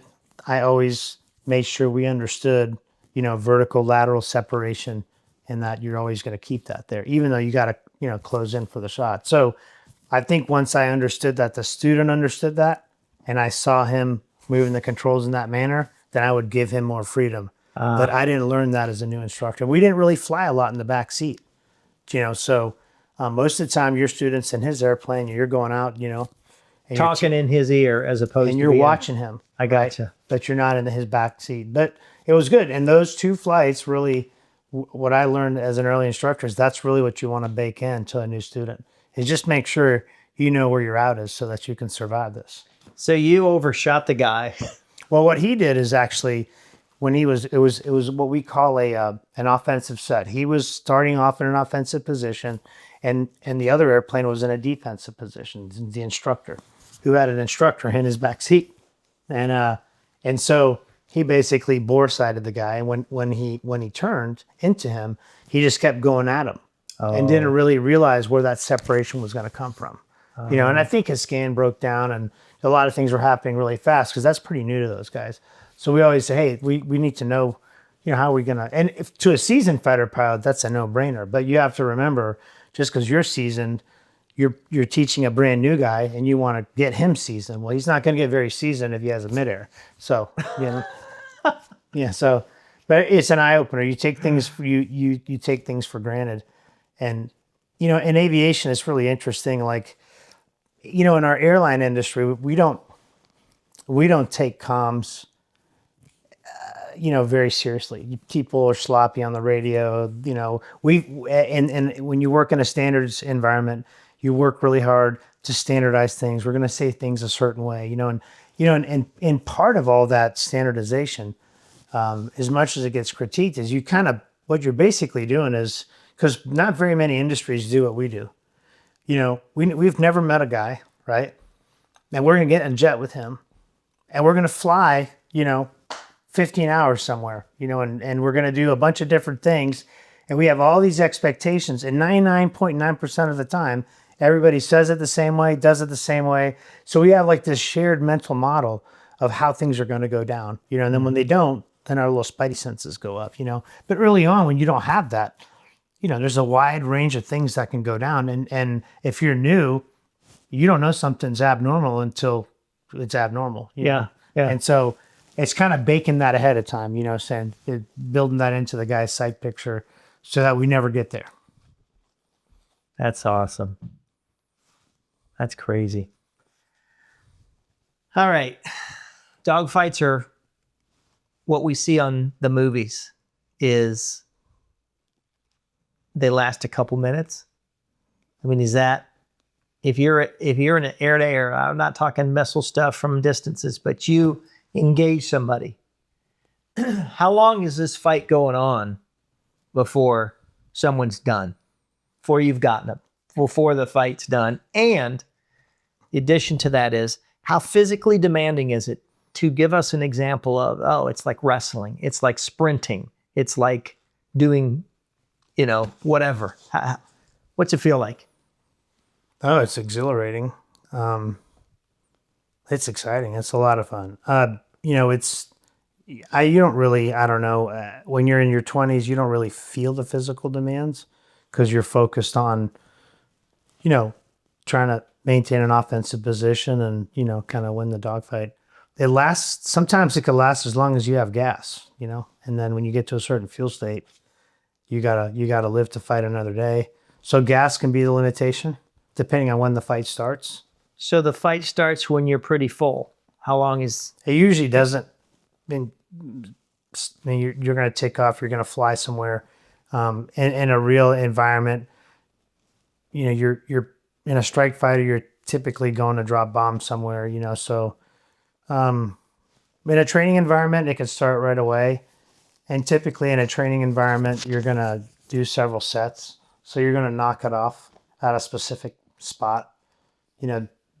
Most of the time you'll go out with one airplane and do a dogfight and simulate, but oftentimes they don't last like super, super long. You go out there planning to do like 2 or 3. If you have a little extra gas, you do one more. So they don't last very, very, very long. Usually you'll knock it off as soon as the training objective is met and start it over again, and to get all those learning points in. Like once somebody gets into an offensive position, you knock it off.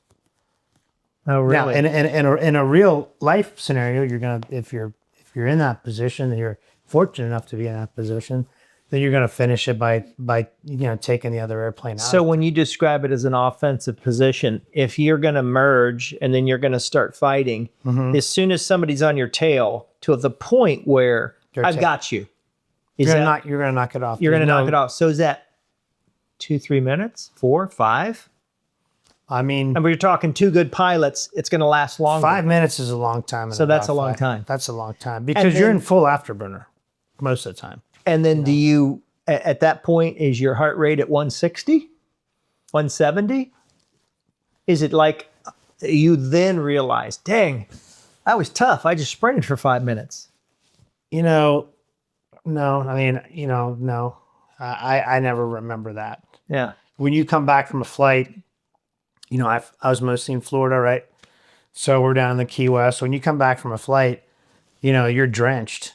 You're exhausted. You sweat. I sweat a lot, so you're like just a mess. You have to clean yourself up, before you go to debrief, so you don't sting people out in the debrief.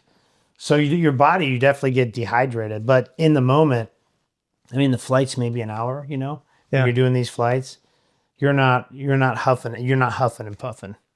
So you like that night you'll be tired if you flew a couple times. You're like, whoo, and then you went and worked out. You'll be worn out, but in the moment, you're fully energized, and you don't just come down. You know what I'm saying? Because you got to join back up. You got to come into the break. And if you're in a place like Key West or Cecil Field, you get the luxury of coming in a little faster than normal. So you're having fun the whole time, and it's not until you put the jet away, shut the engines down, that the flight's over. So you're on the whole time. So in that 3 or 4 minute time span, you're going from a dry flight suit to wet. I'd say in my case, I didn't really realize it until I came out of the airplane and took my gear off. Okay. But the point is you started off dry and then you must have been huffing and puffing pretty hard. Well, you're working on your body's going through but you're not registering that. Really? Yeah. Mentally, you're not saying, oh gosh, I'm tired. That's not processing. That's later when you get out of the airplane. That's so there's cool. too much. There's just, at least my experiences, there's too much adrenaline flowing for you to come to that, process that. To come to that realization. That's, and like the flight's an hour, you can do anything in an hour. That's interesting. That's super interesting. And, I know it sounds like a lot, but 8 Gs is not horrible. Now if you're an F-16 and you're pulling 9 or coming to 10 and that's sustained for a while, it'll hurt after a while. But when you're snatching on 8 Gs and then you're just in the moment. You're not, at least me, because I was like a short and stubby guy. I didn't feel it. You know what I'm saying? That's pretty wild. I don't know. I loved it. So. Okay. Is the testosterone level when you get to the Top Gun school like it is in the movies? I mean, there's no lack of confidence. But is it different than the fleet? I thought it was very professional. When I was there. I really did. most of the instructors that I got to interact with were very intent on teaching and very confident in their ability. So there was no compensating for most of those guys. They were really good pilots. And most of them at the time had been there quite a while. There's only like one or two new guys. And we didn't fly with the brand new guys. You know, we were flying with some of the more seasoned guys in those flights early on.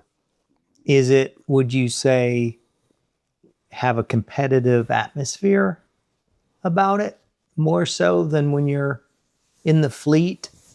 Like, is there, are you leveled up at all? I mean, the expectations, you know, you're definitely in a setting where you can definitely perform at the highest level. You know, you're flying with all the guys that got selected. Everybody's really experienced. The instructors are great. Sometimes you're paired up with an instructor. So, you know, you're definitely in a graduate setting. You know what I'm saying? So I'd say the expectations are much higher, and everybody's working super hard to just get everything they can out of every flight. So when you watch a Top Gun and you see how those pilots are competitive against each other, trash talking and so forth, so on, is it that way? No, No, not at all. that wasn't my experience. But it makes for a good movie, I guess. You know? Yeah, oh yeah, of course, it's Hollywood. Would you say that the training is any more dangerous during those 12 weeks than it would be when you go back to the fleet and you train? Because they're trying to push you more, or is it just they're really more of a tactical? I think teaching? you're working harder, probably. But I think if anything, it's safer. The level of experience out there is, they're just doing it all the time. Yeah. You know, so they're very experienced, and I didn't feel like it was any more dangerous. I felt like it was probably safer when I was out there. So when this is post, you went in 91? I went in 89. You went in 89. That's 3 years after Top Gun came out. And Top Gun 1, the original, was an absolute game changer from a cinematic point of view and opening up what Navy carrier ops were like. Like, we didn't have YouTube. We had old movies. It was a game changer, right? Oh, for sure. I mean, absolutely. You and I are the same age. So when you go in and you're 20 years old, flying fighters, 21 years old, and it's post Top Gun, when people found out you were a naval aviator and you flew off carriers, was it like finding out about Navy SEALs? Because the Navy SEAL thing wasn't big until later. Like, you maybe knew a Navy SEAL and a family member, and you knew how special they were, let's say. But it wasn't until the access to the internet that people really understood about Navy SEALs. And then there are the big wigs, right? When people found out you're a fighter pilot in the Navy landing on carriers, was it like movie star? Well, I think they did a great job of the movie. I mean, you know, no hit on the Air Force, but you know, Iron Eagle, stuff. You know, Oh, that's disgusting. I'm so sorry. I mean, you know, sorry guys, my Air Force buddies, but it's coming. You guys are going to get a good movie soon. Don't just hang in there.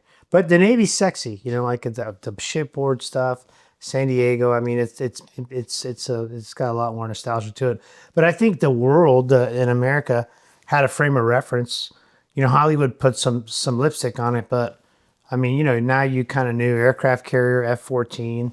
You know, by the time I got to the Navy, I was flying F-18s, but it was the same concept, just a different airplane, single pilot. But so it was very easy for people to frame you up and go, "This is what you do," and then you'd have to distill some of the myths of the movie. But still, you weren't starting from scratch. were you asked by the civilian population, did you go to Top Gun? Are you a Top Gun guy? I mean, is that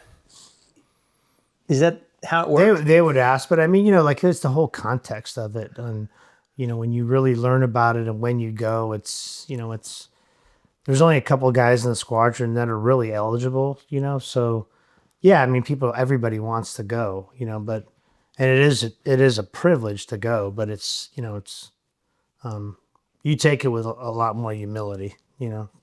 I So are guess. people buying you dinners and Not you know really. when you're on shore duty and their favorite movie ever was Top Gun and now hey this is Alex. His call sign's Lovey, by the way, everybody. Let me buy you dinner, you know? I mean, sometimes guys do that just out of respect for the service. You know, I don't know if I garnered any extra, you know, favors on what I did, you know, but I don't know. To me, like I told you earlier, it was such a privilege to do, and I'd like to just downplay it, you know, it's because it really was a privilege to get to do all that and serve with those guys. So I mean, honestly, I was just lucky to be there, you know. So you're 56. There's a lot of reasons why I shouldn't have been there. Right. So You're 56 now and you were 20-ish. Did you have an ego more back then? it definitely built your confidence. I mean, you had a positive reinforcement, you know. So you had to manage that. And, you know, sometimes your buddies would manage it for you, you know, which is good. You know? So there's times where you might puff out a little bit and Not intentionally. no fights ever. Nah, not amongst us. I mean, you know, you just, like I said, What do you mean? Let me stop. What? Not amongst us, but what about No. amongst other people? no, I don't, you know, I don't remember. You don't recollect, Senator? No, I don't recollect fights and stuff like that. I just recollect having a good time with my friends, you know, and maybe sometimes getting carried away, but it had nothing to do with, you know, whether you got to attend Top Gun or not. You were just around your good friends having a good time. Celebrate the fact that we get to do this, you know, it's awesome. When you're in port and you meet other people from other countries, maybe they're pilots too, you're working with them, is there any rub there? Is it all respect? Is it competitive? No, it's all respect. It's all respect. You know, when you pull in a port, it depends where you're pulling in. Like when we would pull in to Trieste in the northern Italy, at one time we had a squadron that liked to snow ski. So when we pulled into port, we always had an admin. We always had a place. We rented an apartment. We called it the admin, and that was kind of where you checked in to make sure you're okay. You know, you're hanging out with a buddy and stuff. And when you're on the ship, you're on the ship. So you're in the admin ship. So that was kind of like your squadron check-in spot. We had food there and stuff like that. That's where you could sleep. So a lot of times we were pretty adventurous. So our admin was up in like Cortina, actually where they're doing the Olympics. where they're doing the Olympics now. And we'd stay up there and go skiing up there. So we'd, you know, Wow. so you're so far removed. I mean, do you stand out? Maybe, but you know, we're just snow skiing, having a good time. That's great. Taking advantage of, you know, being in the Alps, or I guess the Dolomites there in the winter. So it was kind of fun. When you look back, you're at 20,000 hours of flight time and you were at, you know, 500-600 hours, 700 hours of flight time, then flying fighters. Do you look back and say, oh my gosh, if I could just go back now and redo what I did then? I mean, it's a young man's sport for sure, right? But when you look back and you think, I was flying fighters at 21 years old, 22 years old, if I just had the wisdom that I have now, oh my goodness. Is it, you don't even think about that or No, I mean, it's just so fortunate to get to do it. And I just have no regrets. You know, it was just awesome. And I wouldn't change a thing. I mean, honestly, it really, I really feel super blessed the way just things worked out, you know, that, you know, sometimes you just can't make that stuff up if you tried, you know what I'm saying? Or if you try to do it again, it wouldn't be the same. It was good. It was, you know, you just do your best and you leave the results up to God, really, at the end of the day. So what I remember is just, you know, being there for my guys and giving it 100%, you know, and you can always do things a little bit better here and there, but then you just carry that into your next flight, you know, Right. your next journey. So it's all just, like I said, it's all just a privilege. And I tell my kids that, and I tell Nick, like, don't forget, you know, I mean, you're starting at an airline at 24. Yeah. And it's just when you think like something's not going your way, just snap out of that and just remember how good life is, you know, because I mean, today is great, then was great, and all of it was amazing. And so I don't know what I could have done different, you know. Are there advantages when you flew, say, against a 40-year-old fighter guy and you're 22, 23 years old? Are there advantages on both sides of the coin, or are there no advantages to the younger guy when it comes to fighter piloting? I think it comes Is there down a to physical advantage at all with the younger guy if he's fighting an older guy, or not? I don't remember that. You know, I don't remember that. I just remember everybody being on a pretty equal footing. Yeah. Physically. And everybody, I mean, my skipper, you know, at the time was 42, you know. So we're all close enough to the same age, you know what I'm saying? Right. And you'd go out there as a 22-year-old and fight your 42-year-old skipper. Oh yeah. Would he beat you every time? No. Really?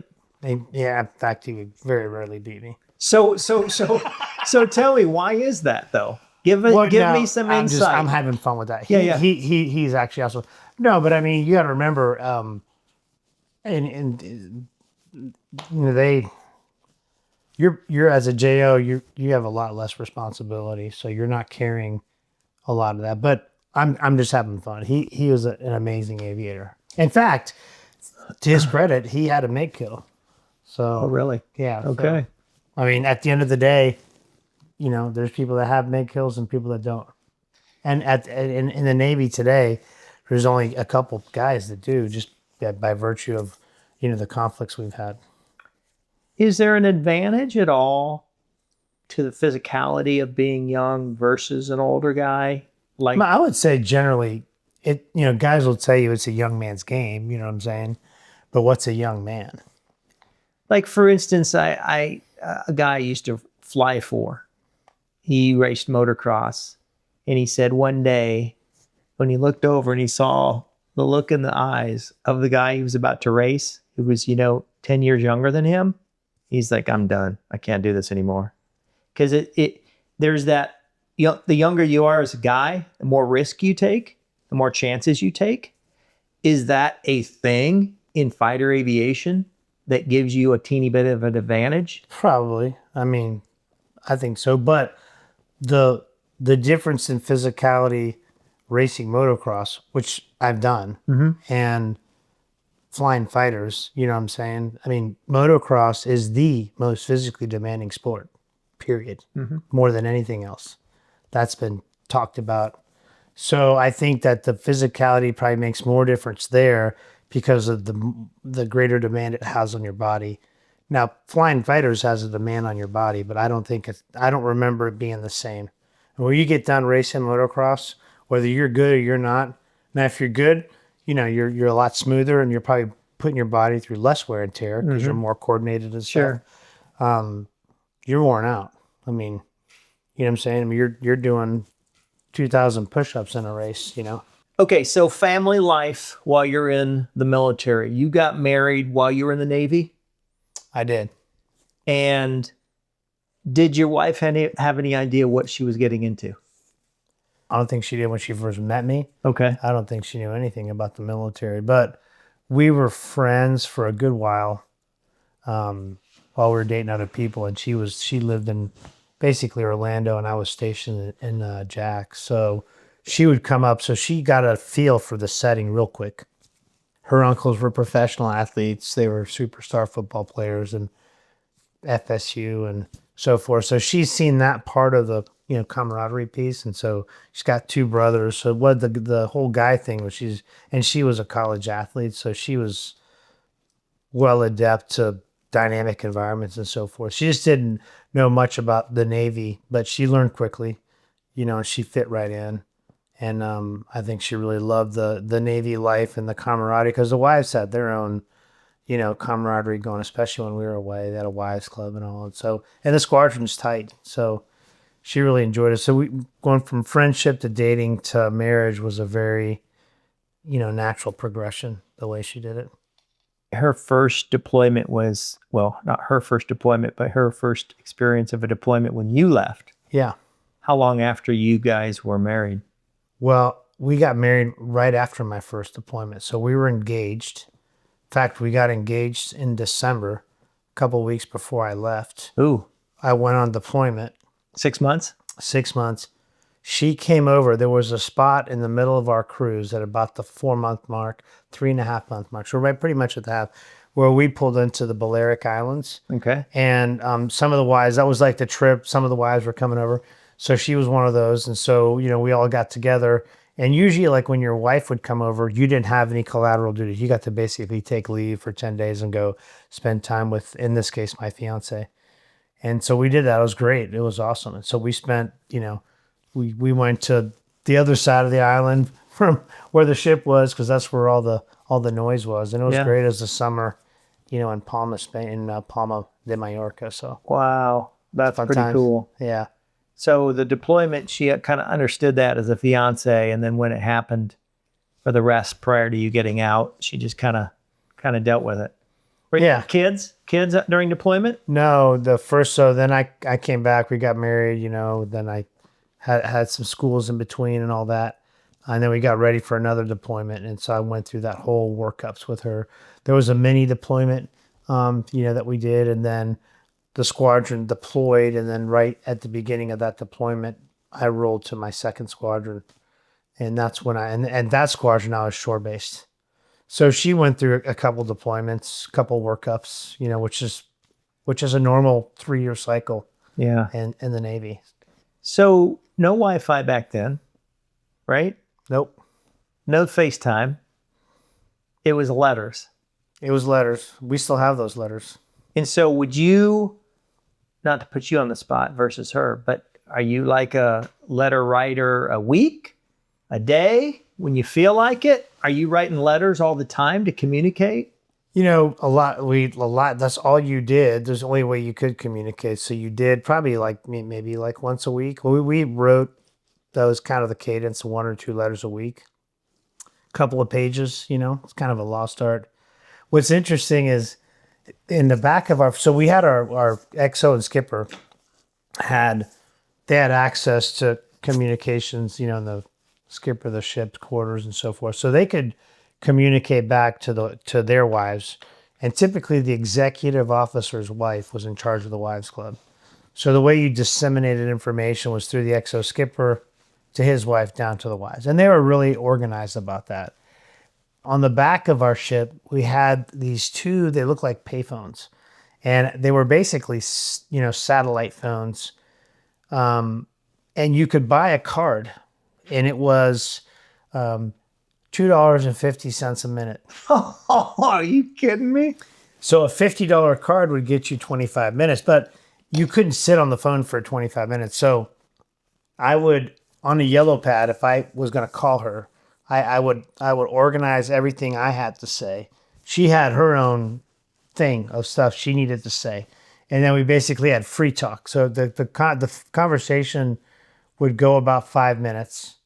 And, 2 minutes would be like, la, la, la, la, la, la, la, going through all your little list of stuff. And then it's like, all right, 2 minutes. How you doing? And then, and you'd hear the ending tone. So when the tone went off, you had like 30 seconds. So way different. Email didn't come about until a couple of years later, so. That's hysterical. How often did you have access to those phones? Not very often, because there's a long line for those phones, and everybody's on the phone for 3 to 5 minutes. That is crazy. And those phones weren't always operating. Okay. It was very fickle, like the comm. If it was comm out, it was comm out. Now, when I went ashore, I could be in Europe and figure out a way to call her. There was different ways back then than there is now. There were no cell phones or anything, so you'd call collect, or you'd buy some kind of calling card, and are you aware of how they do it today? I mean, do they have FaceTime? Is it? They have connectivity on the ship. So it's just whenever. Well, the ship can turn that on and off depending on, Right. where they're at and stuff like that. But you can email, you can FaceTime, text. whatever. Yeah, you got a lot more connectivity now. Isn't that amazing? That's just amazing to me. Yeah. I mean, my wife's married, my daughter is married, to a gentleman in the Navy, and he's on and off grid pretty frequently, but there's times when they communicate, where it's, hey, I'm on grid, and they communicate in various apps. Wow. Yeah. It's pretty cool. It is pretty cool. nice to have that difference, man. Yeah. That's a game changer right there. It is. All right. So when you transitioned to the airlines from the Navy, did you feel well prepared for what you were getting into, or was it a complete shock to the system when you got to the airlines? When those first, you go through NDOC, you start ground school. I think you said you started on the L1011 engineer panel. Yeah. Was that a shock to the system as far as, you had already mentioned systems training, but just how different was it than the Navy? I mean, the Navy I came from was single seat, right? Still doing crew communications with, other elements of your flight, other strike elements. So you're definitely disciplined in comms. But now you're in the cockpit with several other people. So now it's more of a fly by committee concept, and so it's no longer you come up with an idea and you execute, it's you come up with an idea and it's, what do you think? I don't know. What do you think? Then you get a consensus and then you press on. So that was a little new, but one thing I'll say back then is, everybody was mostly military. Mm-hmm. So everybody was like this little mold, coming into the airline industry, where there was, all the different airlines had the same, percentage of military guys coming in. And so we're all kind of known quantities. And the people that were teaching you were mostly military. So everybody knew who you were and how to get you from point A, to point B. And you basically, from the time you came in until you got on the line, got through your training, did your OE, got on the line, and got a lay of the land. Somehow we survived that, that transgression. But to go from flying a single seat fighter to being a flight engineer, that was just a whole different job description. You know what I'm saying? I was like, well, what do flight engineers do? You know what I'm saying? Are we like fixing the motor while we're flying? I mean, you just have no idea. And it was a lot different growing up, because when I grew up in South Florida, some airlines had professional flight engineers. In fact, we merged with some airlines that had PFEs, and they never became pilots. They were flight engineers for their entire career. And then Delta was one of those airlines where the flight engineer was called the second officer. And that's where you started. And then you went to first officer, then you went to captain, so I was just learning all those differences. And for us, in our generation, the second officer stuff was pretty short-lived, because after 9/11, we lost all of our three-place airplanes for the most part. Shortly thereafter, anyways, 7.2s and the L10s went out. We just find ourselves with, two-seat cockpits. Did you find coming to the airlines and flying with these crusty 59-year-old L1011 captains was a shock? Was it fun? Was it shake your head? Because these guys are different than today's airline captains for sure, as a whole, because they were brought up in a different era. Oh, yeah. Just like 30 years from now, the airline captains probably will be maybe a little bit different than what they are today. So was that kind of a fun? It was fun. We had some characters on the L1011. It was fun listening to their heritage and how they were brought up, and I'd say back then, I think today the captains, there's a narrower spectrum in the character category. You know what I'm saying? Like we're pretty much more narrower. But back then it was a little bit wider aperture, and it was great. You had guys from all different walks of life and different opinions on how the cockpit should be managed and stuff like that. And, as a new second officer, you didn't have an opinion. You'd walk in. I remember this one guy's like, I was pretty new and he was getting ready to retire. He, like I told you, I think this was the guy that was in the 60s. Like, listen, right big, and because we had to, you know, in the L1011, when you were coming in for approach, you'd have to come up with the approach speeds and all that stuff, and you have to write stuff down. You say, boy, you need to write big and talk loud, you know, with that Southern drawl. And I'm like, everybody at that time had this Southern drawl. You had to be a leader at Delta Airlines. You had to have this Southern charm and Southern drawl. So I still haven't developed it. I love it. I love it. That's great. So you've been a instructor in the Navy. Did you ever do any sim instructing?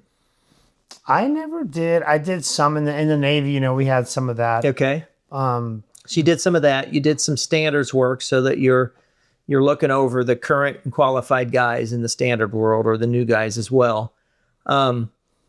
Where do you see that guys struggle the most overall? Like if you were to put everything into a silo or a category, and you combine all your training roles together, this is just a overall, this is the umbrella of a pilot. Where do they struggle the most? Where would you say they struggle? I think like overall, if you cross the spectrum, I think just in overall communications, that's where we could always be better. You know, as captains, as instructors, just, I think, thinking through the background, that's one of the things I really appreciated about the Navy. In our background, you didn't have the luxury to talk a lot. You know, that they always trained you to say more or less. And so in the tactical world, you learned this language, that certain words meant multiple things, and you were graded on how, as a flight lead, you spoke on the radio, particularly when it came to tactics.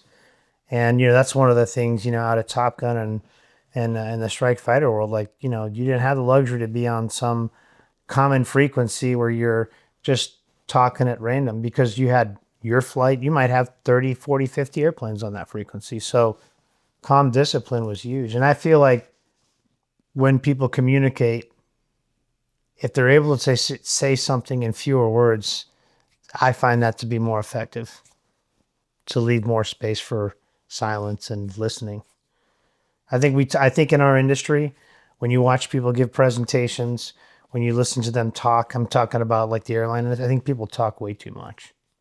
If you had to say, because I think if you really sit down and listen to when you're teaching a new standards guy, there's a lot of things you could do in a lot fewer words and make the learning experience a lot more enjoyable. Right? Some of the worst OEs is when you're on, we always say it's like some Aurelian monologue where the guy's just talking and talking. It's just kind of like a kindergartner. It's like, the kindergartner, you got about 15 minutes.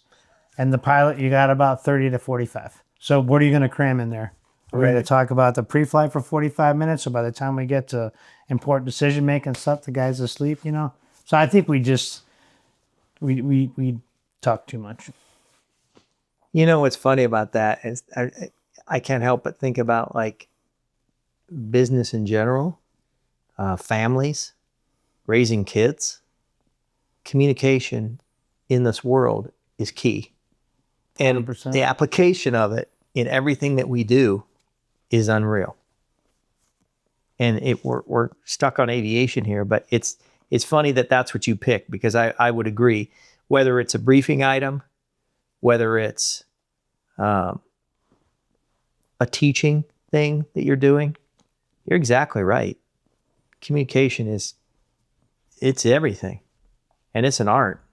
No, it definitely is. I don't think we take it. We really spend enough time on it. Like in business, just take aviation out of it.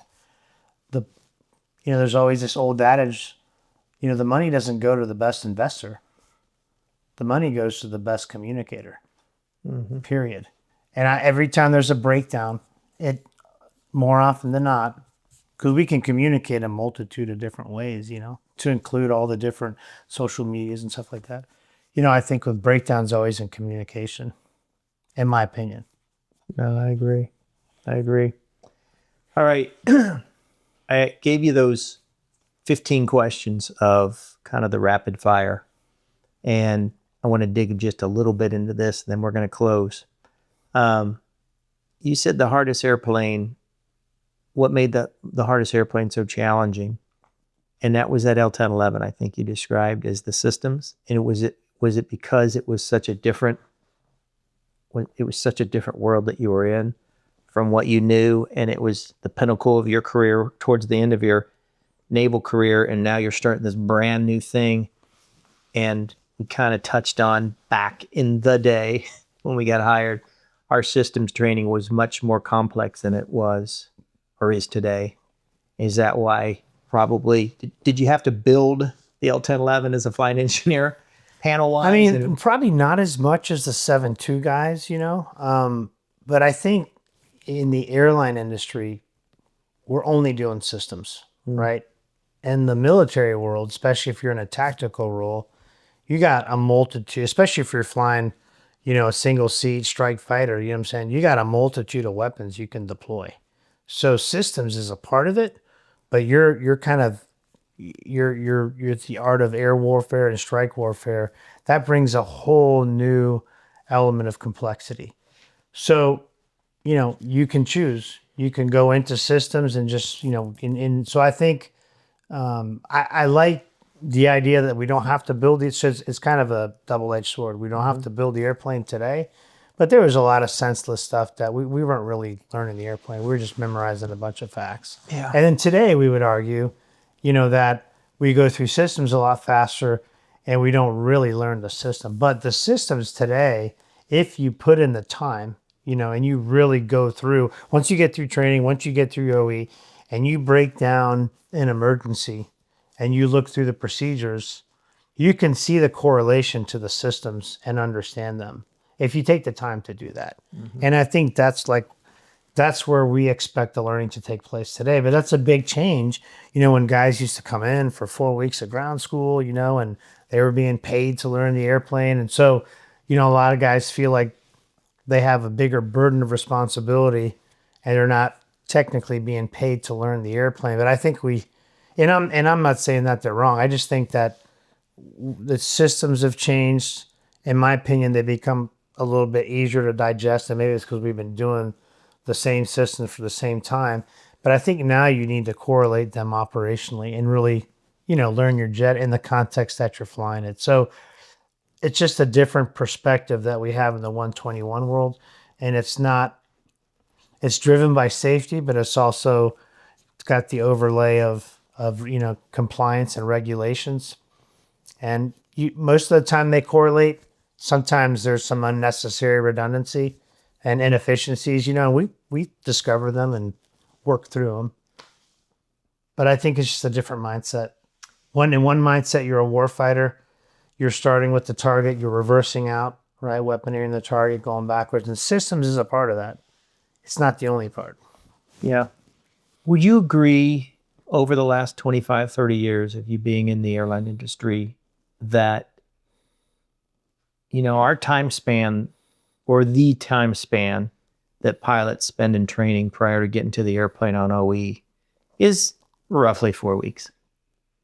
That's what it was for you and I 30 years ago. But it's 4 weeks, but I think I'm trying to correlate the time that we learn systems, like because now we're given some LMS modules to complete, and I'm trying to correlate that to time, you know. I mean, there's a certain amount of hours. What's interesting about the past is many people started as an engineer, and you weren't a flying pilot. I mean, you were in the airplane, but you're along for the ride. Mm-hmm. And you might have your Jepson plates, and you would see what's going on, but you weren't in the hot seat per se. And so you really had to fill those 4 weeks with something. I mean, that's what it was at the time. Mm-hmm. Well, now, to do that amount of system training and then to go be a pilot as well, which I think our job has gotten much more difficult with the systems, the management of the systems on the airplane, with the autopilot systems, the flight management systems, the airspace that we live in, the SIDS, the stars. That is much more complex than what we started off with, where you just fly a heading till you pick up that VOR, and then you go VOR to VOR to VOR, descend and maintain, climb and maintain, and now it's climb via, descend via. The changes are much more rapid, much more advanced changes. It's way more technical than it used to be, and we are managing it through our flight management system, so our autopilot will do what it is. And so that 4-week period, we could not fit all of the flying duties that we have to learn and all the systems that we used to learn into that window. It would be impossible. And it seems like that's why the systems has changed, because this is operational, if that makes sense. You know? Yeah, the system would definitely change, and we basically learn it before we come and maybe spend a day or two and take an ESV. That's a lot different. You could argue, is that more efficient, less efficient? I don't know. But we're also shoving a lot more airplanes, into the airports. There's a lot more traffic. The density is a lot higher. And as a company, we're flying to much more parts of the world, so we're all over. So we have to depend on a lot of these complex systems to make that happen. I think